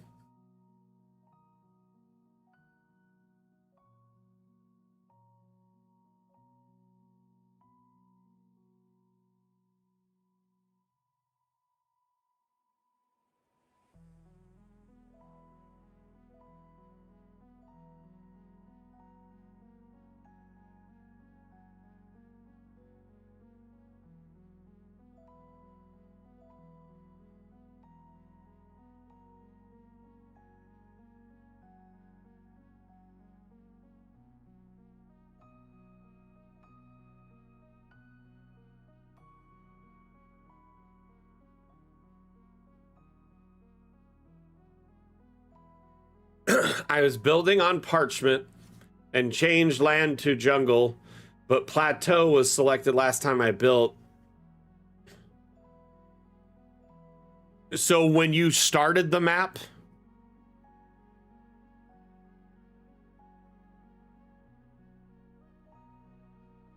your room placement was at plateau? You shouldn't be able to access your room placement if you started at dark parchment. Yeah, that's why I'm saying it's confusing. room placement is only accessible that particular aspect of auto room placement at certain heights. Unfortunately, once a room's been placed, you can't adjust its height. You can always raise or lower a building before you create the space, before you generate the structure, I mean. But here you shouldn't be able to set a height.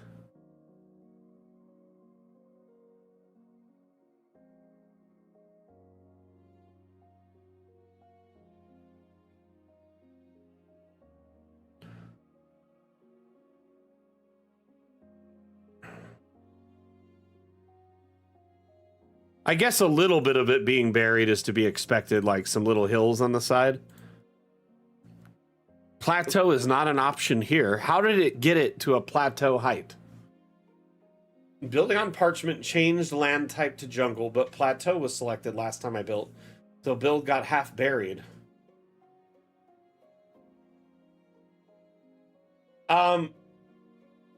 Dark parchment should not be affected by that. All buildings placed at dark parchment are at water level. A quick way to test this: there might be some hills or something around your structure based on the terrain you put on your map, but if you go and add water to your map, it will be level with the side of your building if it's at the correct height. There should be no way it should be lower than water level if it started on dark parchment. That is really confusing. That's bugged out, if anything.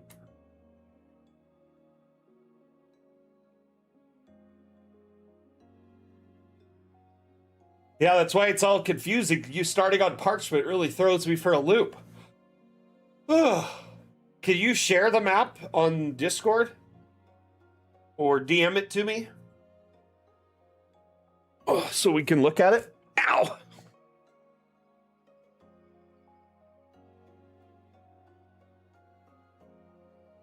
Boss fight, Forgotten Paths, End, Game Room, Nightmare, Mini Home.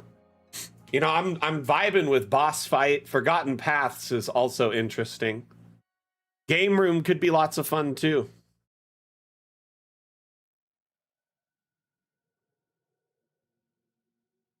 I'm gonna think on these for a minute. Last chance to add any suggestions. If you have a suggestion for the Dam Challenge, the upcoming Dam Challenge, now is your chance to get it added. The Dam Challenge is our ongoing bi-weekly map-making contest. Every 2 weeks, we pick a theme. Our last theme was Beach Getaway. Our community then uses that theme as inspiration, and anyone who wants to can then make and submit a map to the Dam Challenge channel in our Discord server.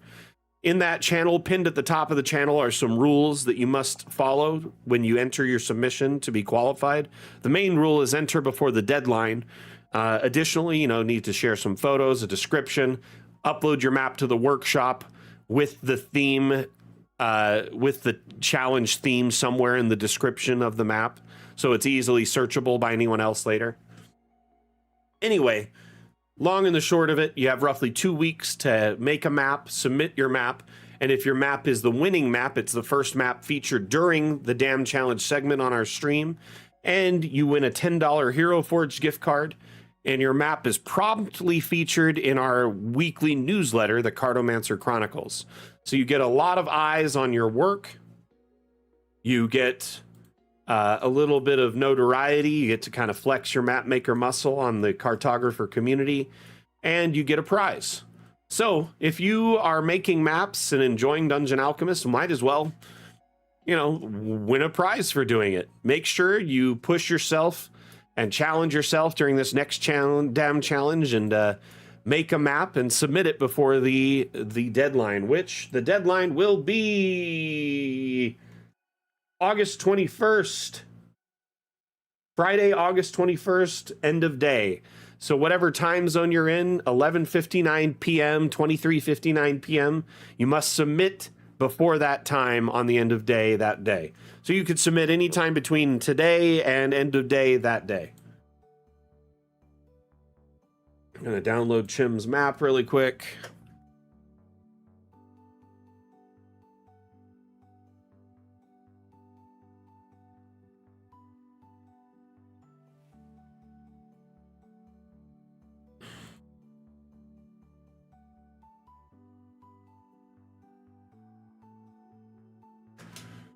Okay, I'm gonna open this map.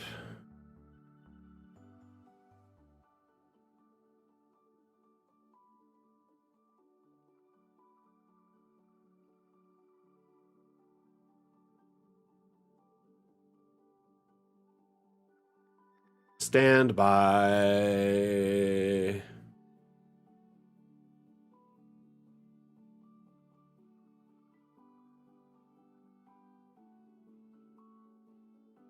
Huh.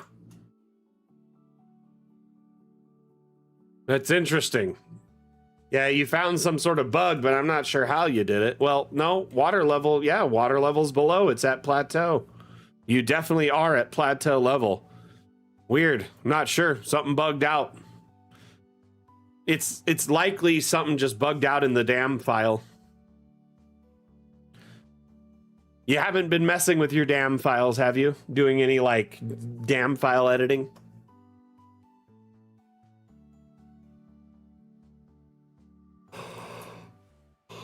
I mean, it's repeatable if she just sets herself to plateau and then builds it. Looks like you're making Snake Way from Dragon Ball Z.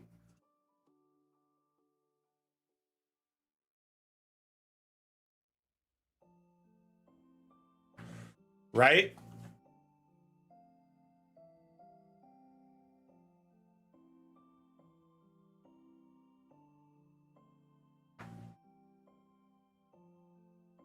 Oh my. Okay, how did you do this? Because you're not allowed to have below ground in dark parchment. This makes no sense. How did you start this in dark parchment?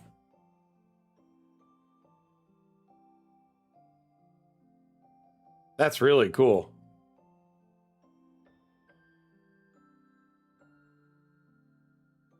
What's inspired you to make this one?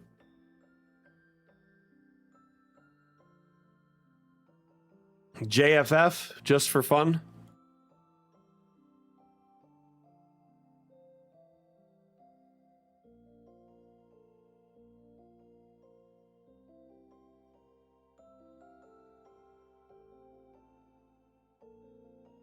Ah, gotcha.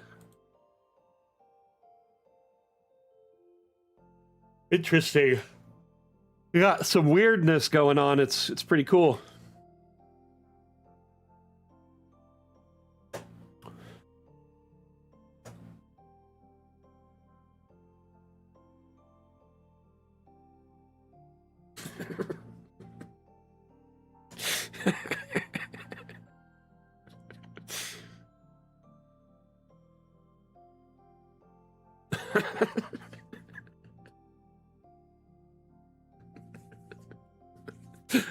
Sorry.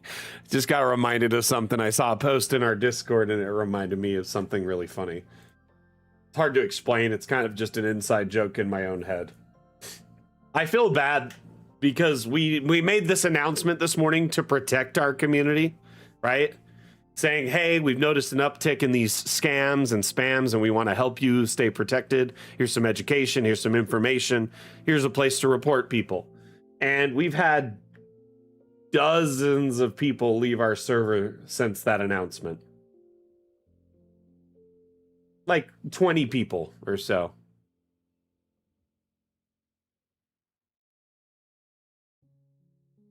Maybe, I'm a little bummed, but it's some people don't like @everyone's. They just hate them, right? But I don't understand why this feature exists for Discord if people are not allowed to use it. It's this feature that has been abused by others. So in every server, no one's allowed to use it without someone leaving or getting upset about it, which makes no sense. The feature exists to be used, not abused. The last time we did an @everyone in our Discord was over a year ago. A year ago. So we're not doing them like every day or even every month, every quarter even. So I feel like as a server, we minimalize our use of @everyone, and this was a justified use. We use it all the time. People need to just be happy we are thinking of them. I guess some people get annoyed with the notification, which makes no sense. It's like, hey, I'm messaging you guys. I want to get in touch with you and let you know something important. If I was reaching out to you in a private message or an email, would you be irritated that I did that? To make sure you're, whatever. But yeah, it's just frustrating. But at the same time, I'm hoping these people are people that are bots, or maybe they haven't used our server in a while. They're like, I should probably just leave so I don't have to deal with this stuff, which makes sense. Yeah, you can turn on or off at everyone in any server you're in. You can go to any server, right click on it, go to notification settings, suppress at everyone and at here. It's super easy. You can turn off mobile notifications for the server. Discord has insane customizations for the servers. Foundry, yeah, I mean, turn it off, especially if they're not messaging you directly. If it bothers you, just right click on it. Go to notification settings. I set it to only at mentions if it's something important, like a server I'm regular in. But you could set it for all messages or only at you directly or nothing. But you could suppress role mentions too. So if someone does your role, then it doesn't mention you either, like an at here or specific role. But yeah, I don't understand why people get so uppity about it, especially when it's like a feature baked into the service. It's whatever. It is whatever. Anyway, I really like what you're building here, Chim. It looks cool. This is just something you're building outside the DAM challenge. Is this for a specific purpose, or is it just for fun? Multiculturalist James, how you doing? Welcome back. My weekend's great. How's yours?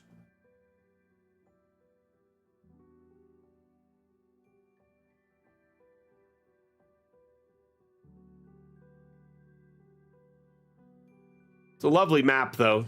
Love to see where this goes. You know what you could do for the floor that might be interesting?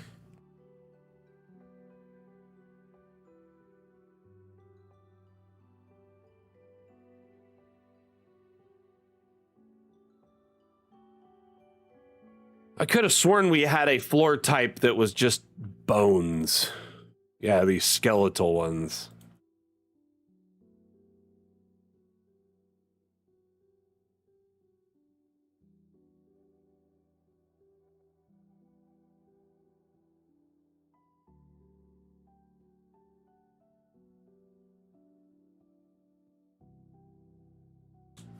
Fair enough.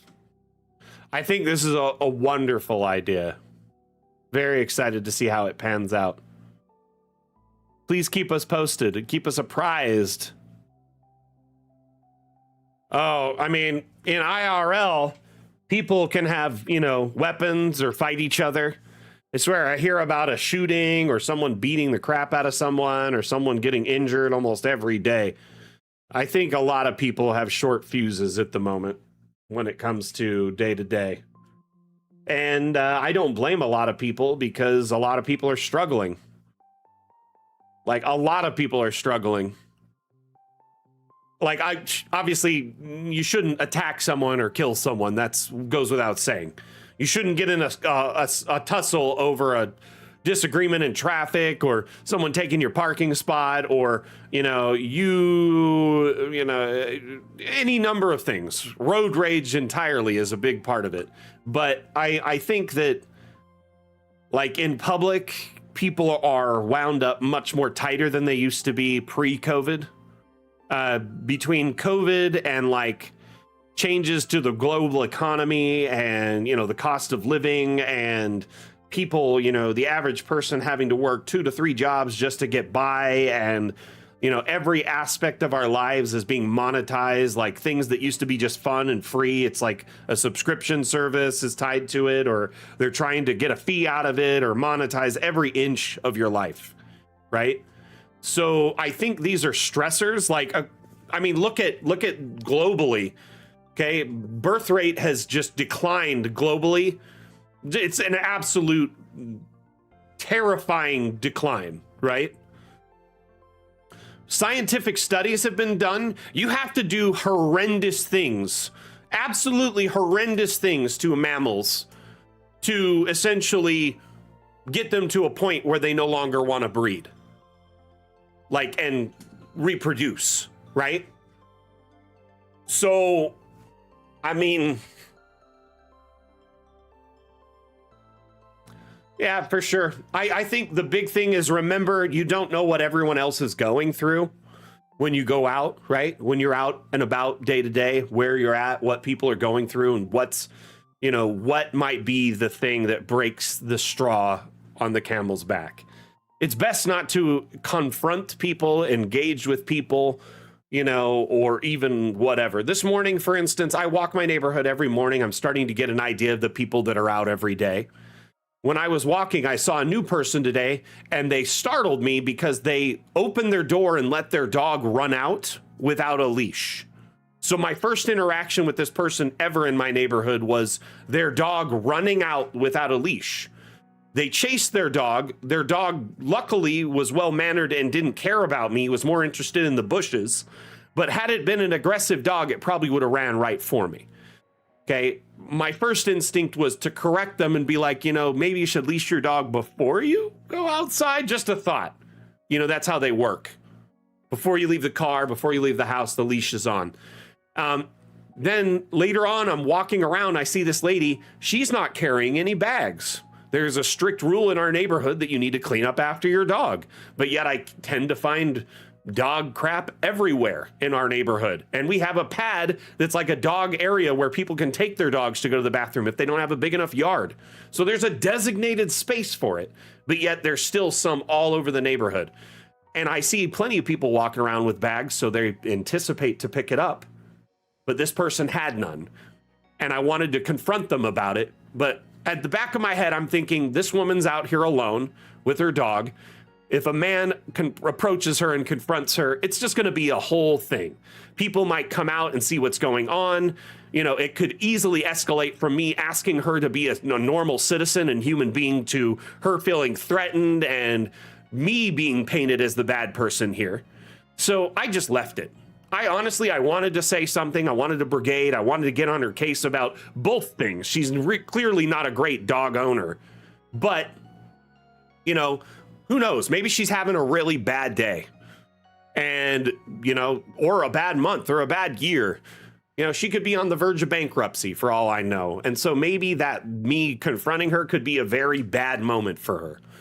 I don't know. I don't really think it's my place to confront a stranger either, but at the same time, I like my neighborhood to look great, and I don't like the idea of stepping in other people's dog crap. So, and I don't want to be attacked by a random dog. I don't think anybody would. Would you?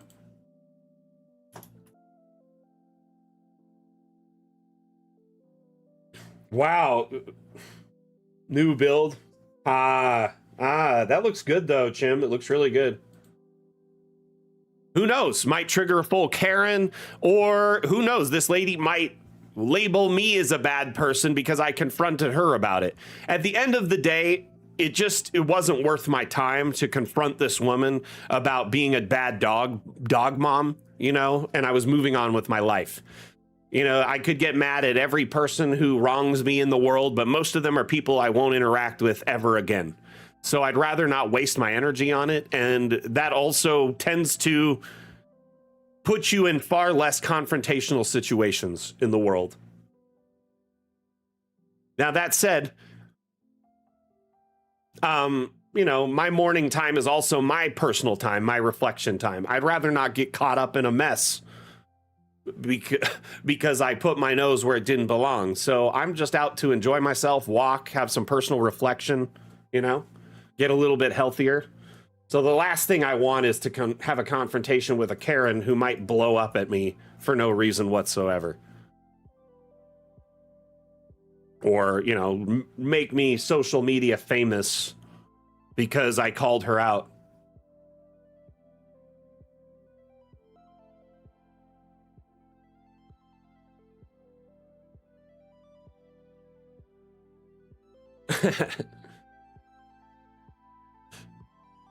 Anyway, if I see a pattern of it, I'll bring it up. This was the first time. It's not a, there's no causality. This could be just a bad instance. I caught her on a bad day, right?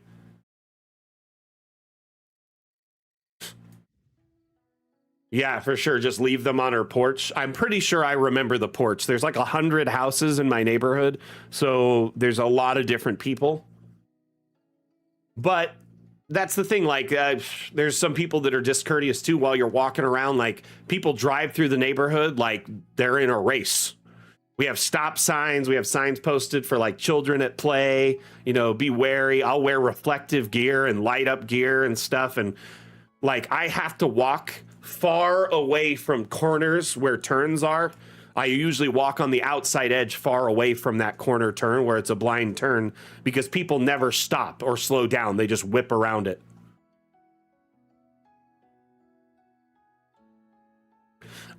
We have an area where there is a dog pad where dogs can go to the restroom, and there's free bags there and a trash. So, not Jim.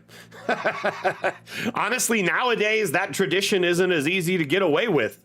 Almost every porch has a Ring doorbell nowadays, or a camera on it. Man, we had it so good as kids for ding dong ditching and like, night pranks and stuff like that. Nowadays, every kid like will be on a Nextdoor app and captured on 5 cameras.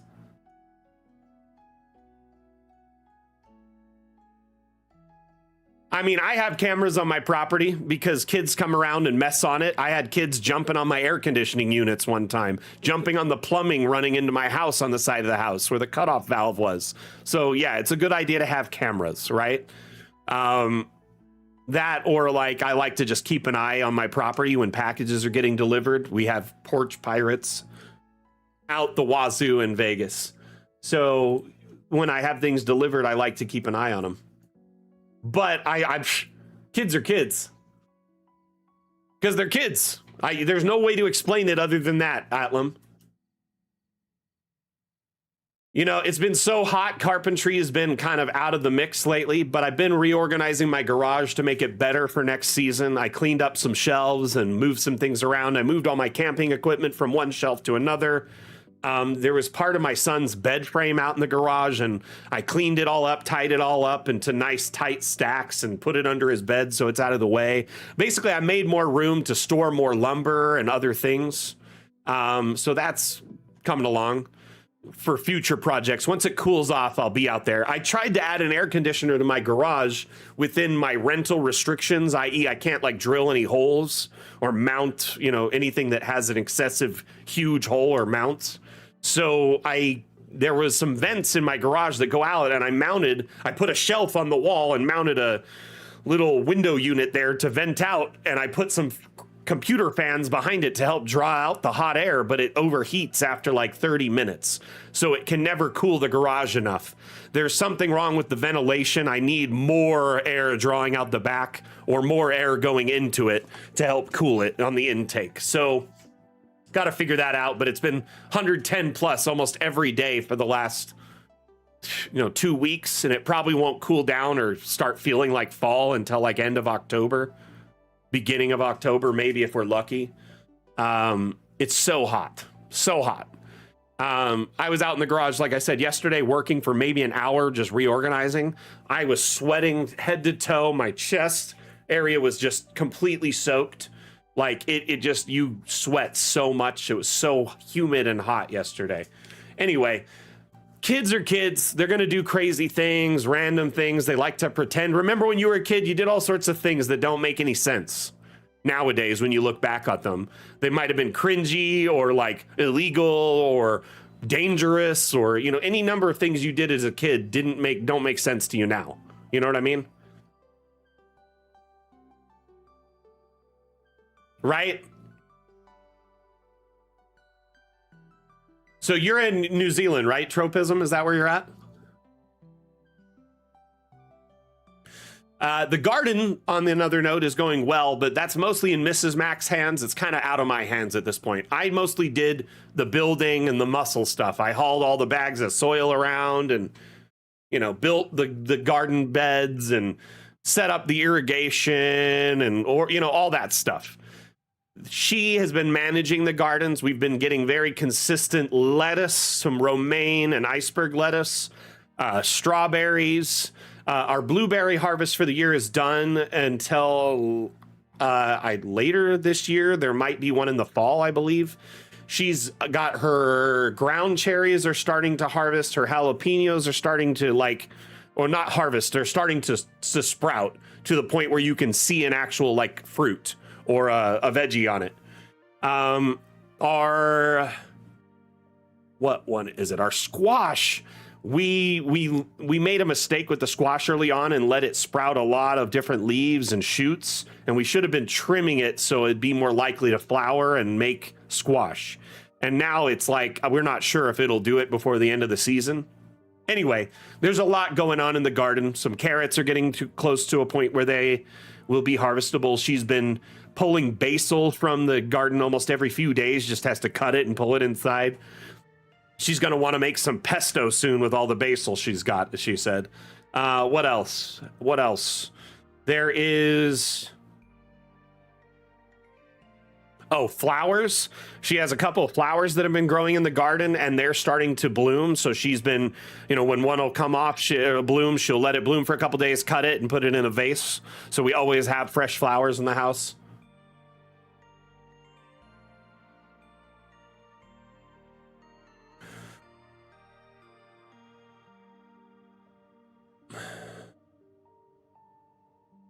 Unfortunately, Morgana, when I bought it, I went for the cheapest unit possible because I was just trying to save money, right? And it's all hand controlled. There's no remote or timer or anything. So I could turn it on and off manually, but I got to stay on top of it. And when I'm in a project, I kind of forget.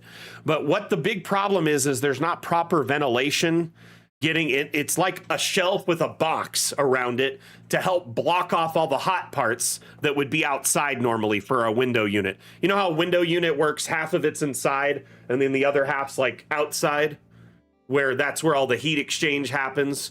But the inside has an intake that's like a filtered intake and then an outtake that's just blowing out cool air. But then outside you have a radiator, a compressor, a fan coil cooling that radiator. If that gets too hot, then it has diminishing returns and it won't cool anymore.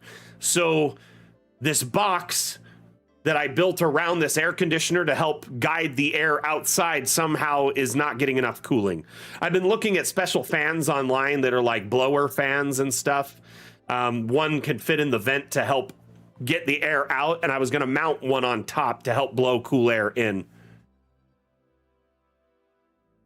We basically don't have autumn in Vegas. It's basically winter and summer with 2 to 4 weeks of spring and fall kind of in the middle of each of those.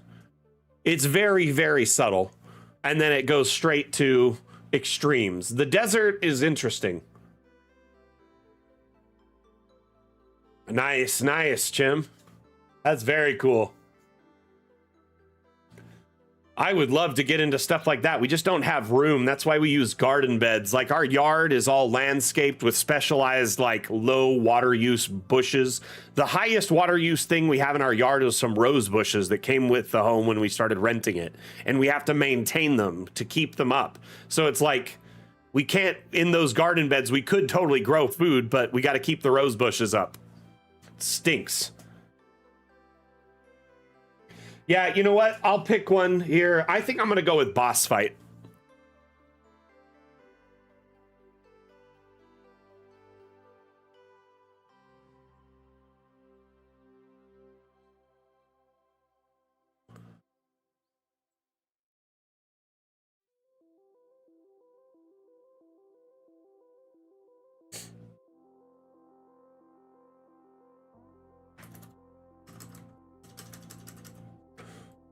Hey, you can't say that. That's copyrighted.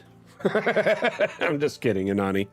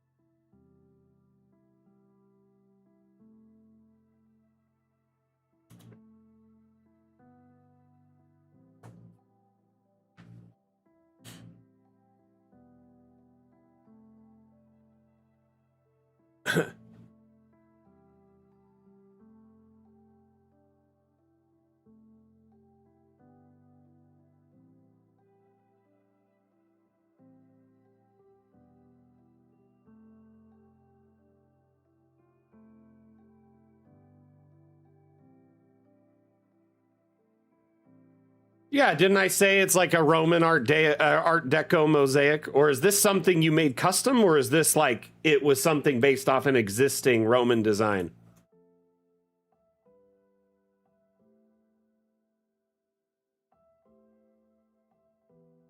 Someone told a Roman that there are literally seahorses, and they're like, "Can you make it into a tile?" He's like, "Sure.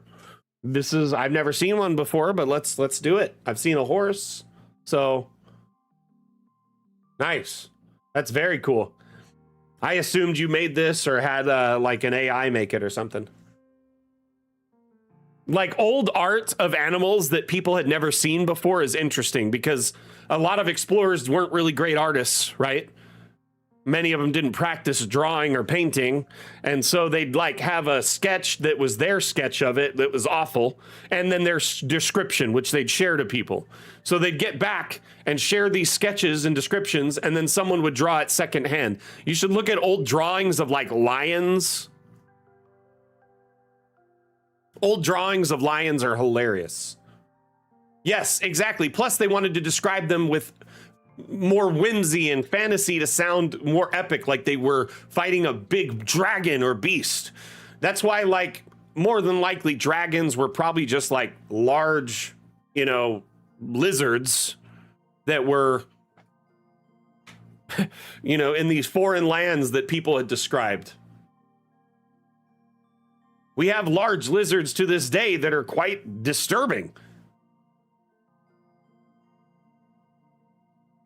I mean, giantism is very prevalent in the modern era. And when people were living in clans or nomadic groups, if gigantism was a prevalent gene in their family, in their group, it would have been more common to have more tall or large people in their group, right? So it wouldn't have been a rare trait. It would have been a more common trait in a group of people that lived together for generations. Nowadays, cities and countries kind of dilute those rare occurrences. But I would imagine it was much more popular back in the day. Oh yeah, old elephants, old sea creatures, whales, anything like a narwhal, old narwhal drawings, all that stuff. They always look so random and whimsical. Yes, old taxidermies. It's insane, like how many like the artist or whoever was making it took a lot of liberties, right? Or they just added a lot of things to it to make it seem cooler. But I imagine some like person told a person about a seahorse, and they're like, "There's horses in the sea? Cool." And they took it quite literally and made this. Like someone had seen seahorses and they were described as seahorses because they looked at like them, because humans have been like applying shapes of things they recognize to other animals all over the place for generations. So I'd imagine someone had seen a seahorse and out in the sea, a sailor or an explorer, a fisherman, whatever, explained it in a story, and then someone was like, "Here you go, I'm going to make this in the next, I'm making the grand Roman emperor's bathhouse on the eastern seaboard this summer with a bunch of other masons, so I'll add a sculpture of a seahorse in the bathhouse." Anyway, this is great though. I love it. Love it, love it. Yeah, pareidolia, is that what it is? Pareidolia? Where you see traits of other animals or humans and other things.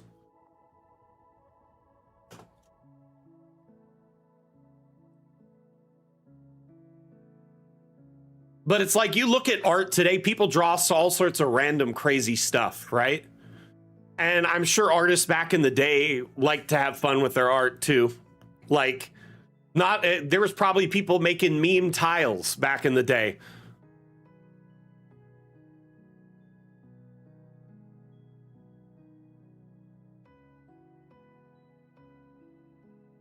But pareidolia is like, it's like obvious that in our naming convention of many different animals and things that we often refer to what it looks like It's like a very common trait for us to say, oh, it's like a mashup of these things, or it looks like this, but this, you know?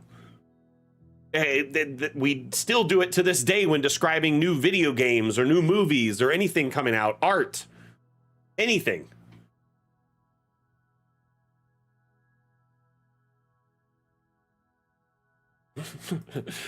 Some Mason was just straight up trolling or did this based off of the description. Like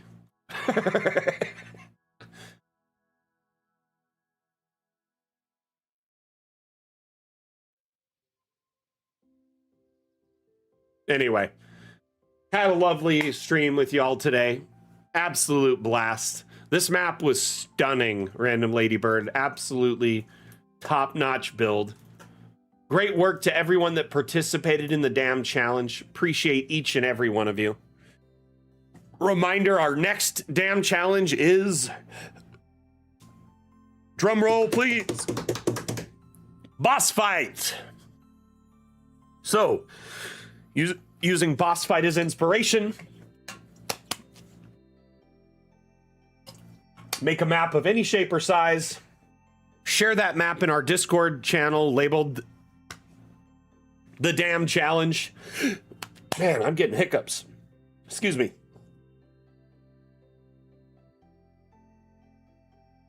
Anyway, make sure you submit your DAM challenge entry no later than end of day Friday, the 21st of August.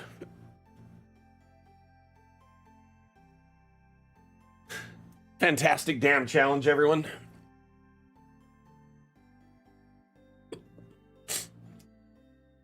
I think I'm going to skip over the asset showcase. Excuse me. We'll go right into features. I want to discuss the workshop a bit more and how friggin' awesome it is. It is a community-driven repository of maps and assets available within Dungeon Alchemist or in the Steam interface. You can click Steam Workshop. From here, you can browse maps, which there are now over 15,000 maps. That's an insane amount of maps. Having all of these at your disposal, at your fingertips, is great. Because let's say you didn't have time to session prep one week. Go find a map that'll work for your needs, make a few adjustments, you're good to go. Maybe there's a map on here that is already for the exact, encounter or adventure you're running. You can search, for instance, LMOP or Lost Mines of Phandelver and find a lot of the maps as part of that particular set of encounters or particular adventures encounters, saving you a tremendous amount of time or giving you at least a basic inspiration to build off of.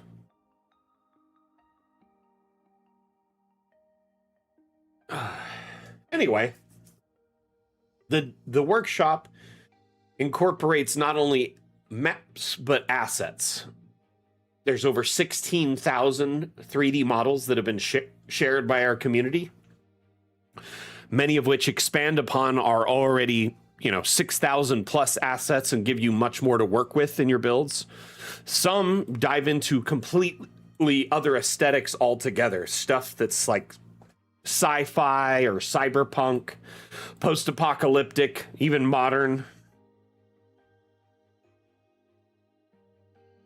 So, with the addition of these community shared assets, this repository of assets, you can, in theory, make maps of all different shapes, sizes, styles, and themes now with Dungeon Alchemist. The workshop is quite literally, I feel, one of the most powerful features available to anyone who owns a copy of Dungeon Alchemist. Whether you're a person sharing assets on the workshop or you're just taking advantage of the many maps and assets available. Whether you're someone who creates and shares maps there and assets, or someone just downloading the stuff, it is great for everyone. It allows artists to share their work, practice their skills with sculpting, etc., and then others in our community get to benefit from that and make more interesting and unique maps. In just a few short months, when we add the ability to rotate objects on any axis, it's going to change the workshop forever. It's going to be nuts. Hey, Highland Lass, how are you? How's your week been?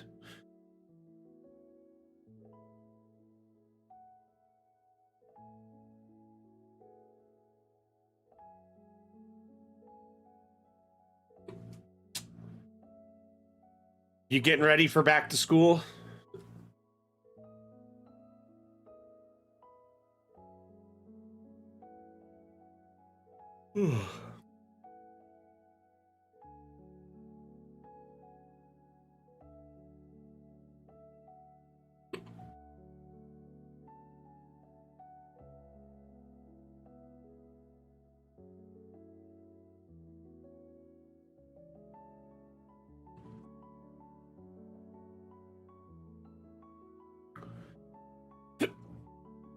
What you been up to as of late?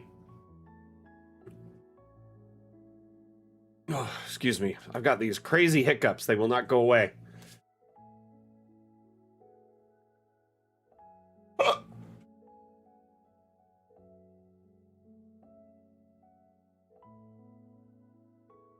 You're back to work on Monday. Oh no!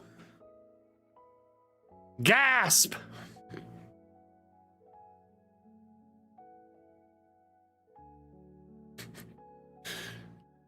Lately, I've made it a point, instead of gasping, I say gasp out loud. I don't know why. It's amusing to me.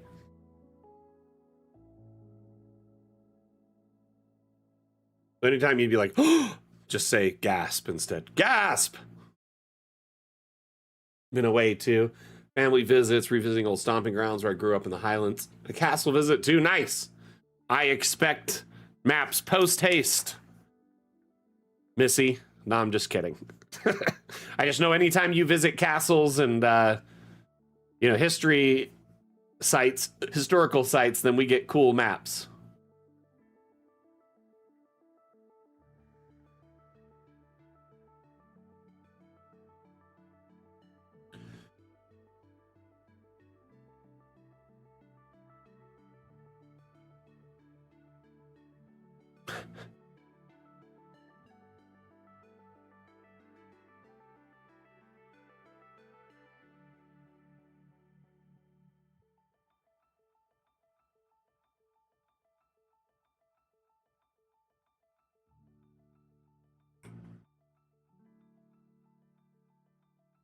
And we're all the worse off for it, Highland Lass. I missed your works, your maps around these parts.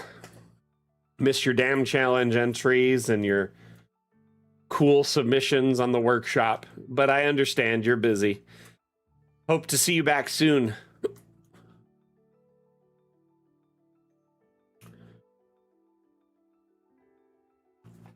All right, everyone. I think we're going to wrap it up. Call it a day. These hiccups are killing me.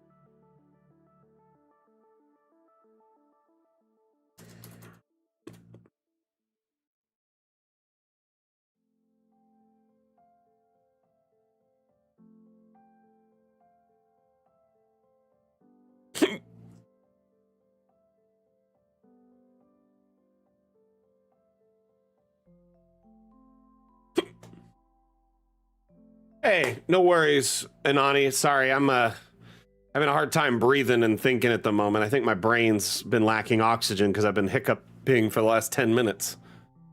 So, I think we're going to wrap up the stream. Had a lot of fun. Anani, I'll reach out to you so we can discuss. And yeah, thank you everyone that participated in the DAM challenge. Everyone that hung out in the stream today. Whether you were actively chatting or actively lurking, whether it was your first stream or your 100th, thank you for participating.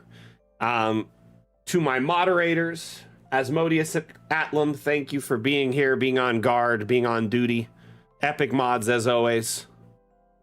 Doesn't it look great, High Fantasy TV? It looks amazing. This is such a beautiful map. Well done map. In top down, it just looks astounding. You get a really good grasp of the overall view.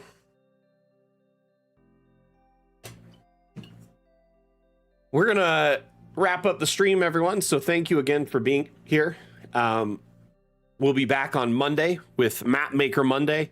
That is our weekly live map making stream where I build a map for you to watch, learn, and follow along. You can ask questions, give suggestions or feedback, or just simply hang out, get to know our community, and ask Dungeon Alchemist related questions, because during the stream it's hosted AMA format, which means ask me anything. So as long as you have Dungeon Alchemist related inquiries, you can ping me during that stream and I'll drop what I'm doing and answer your question, whether it's questions about our development, or maybe you have support inquiries related to, you know, a map you're working on or trying to export. Maybe you found a map on the workshop and you're just wondering how they do that. You can drop in the stream. You know, I'm going to say how they do DAM, right? You can drop it in the stream and ask me, and I will show you to the best of my ability live how to accomplish the same thing. The streams are a great resource when you're new to Dungeon Alchemist, or even if you've had it for years. I have people who tune into the stream week after week who have had it for years, who still learn new things, and I have people who are brand new and tune in and become some of the most epic map makers in our community in short order because they learn so many tricks in a short amount of time. I saw that, Random Ladybird. Thank you. Thank you for sharing those. Anyway, thank you everyone for tuning in. We're going to run a quick Dungeon Alchemist themed ad, and then we're going to log out for the night. Remember, we'll be building this map on Monday. Our Ice Palace will be getting more lighting, more decor, until we fill up every level to the top. It's coming along quite nicely. I feel like we only have 2 or 3 more Monday sessions till this is done. So if you can tune in Monday at 9 a.m. Pacific, that's 12 p.m. Eastern, 4 p.m. UTC, I would love to have you. And remember, you can, you know, just be here to vibe, hang out, get to know your community, you know, fellow community members, or use the time wisely to learn a lot about Dungeon Alchemist in a short amount of time. Thank you everyone for being here. You just love to hear my voice, Max. I don't know if I should be worried about that or be happy by it. I'm just kidding, Cave Beast. I know a lot of you feel like I've got that that good announcer voice. I've heard it a few times. I like to think I have a radio voice. I don't have the face for entertaining through video, but I do have the voice for it.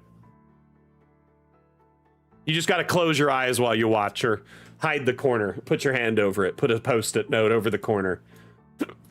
Just watch the maps. Anyway, thank you everyone for being here. We're going to run that ad. We're going to end the stream. All right.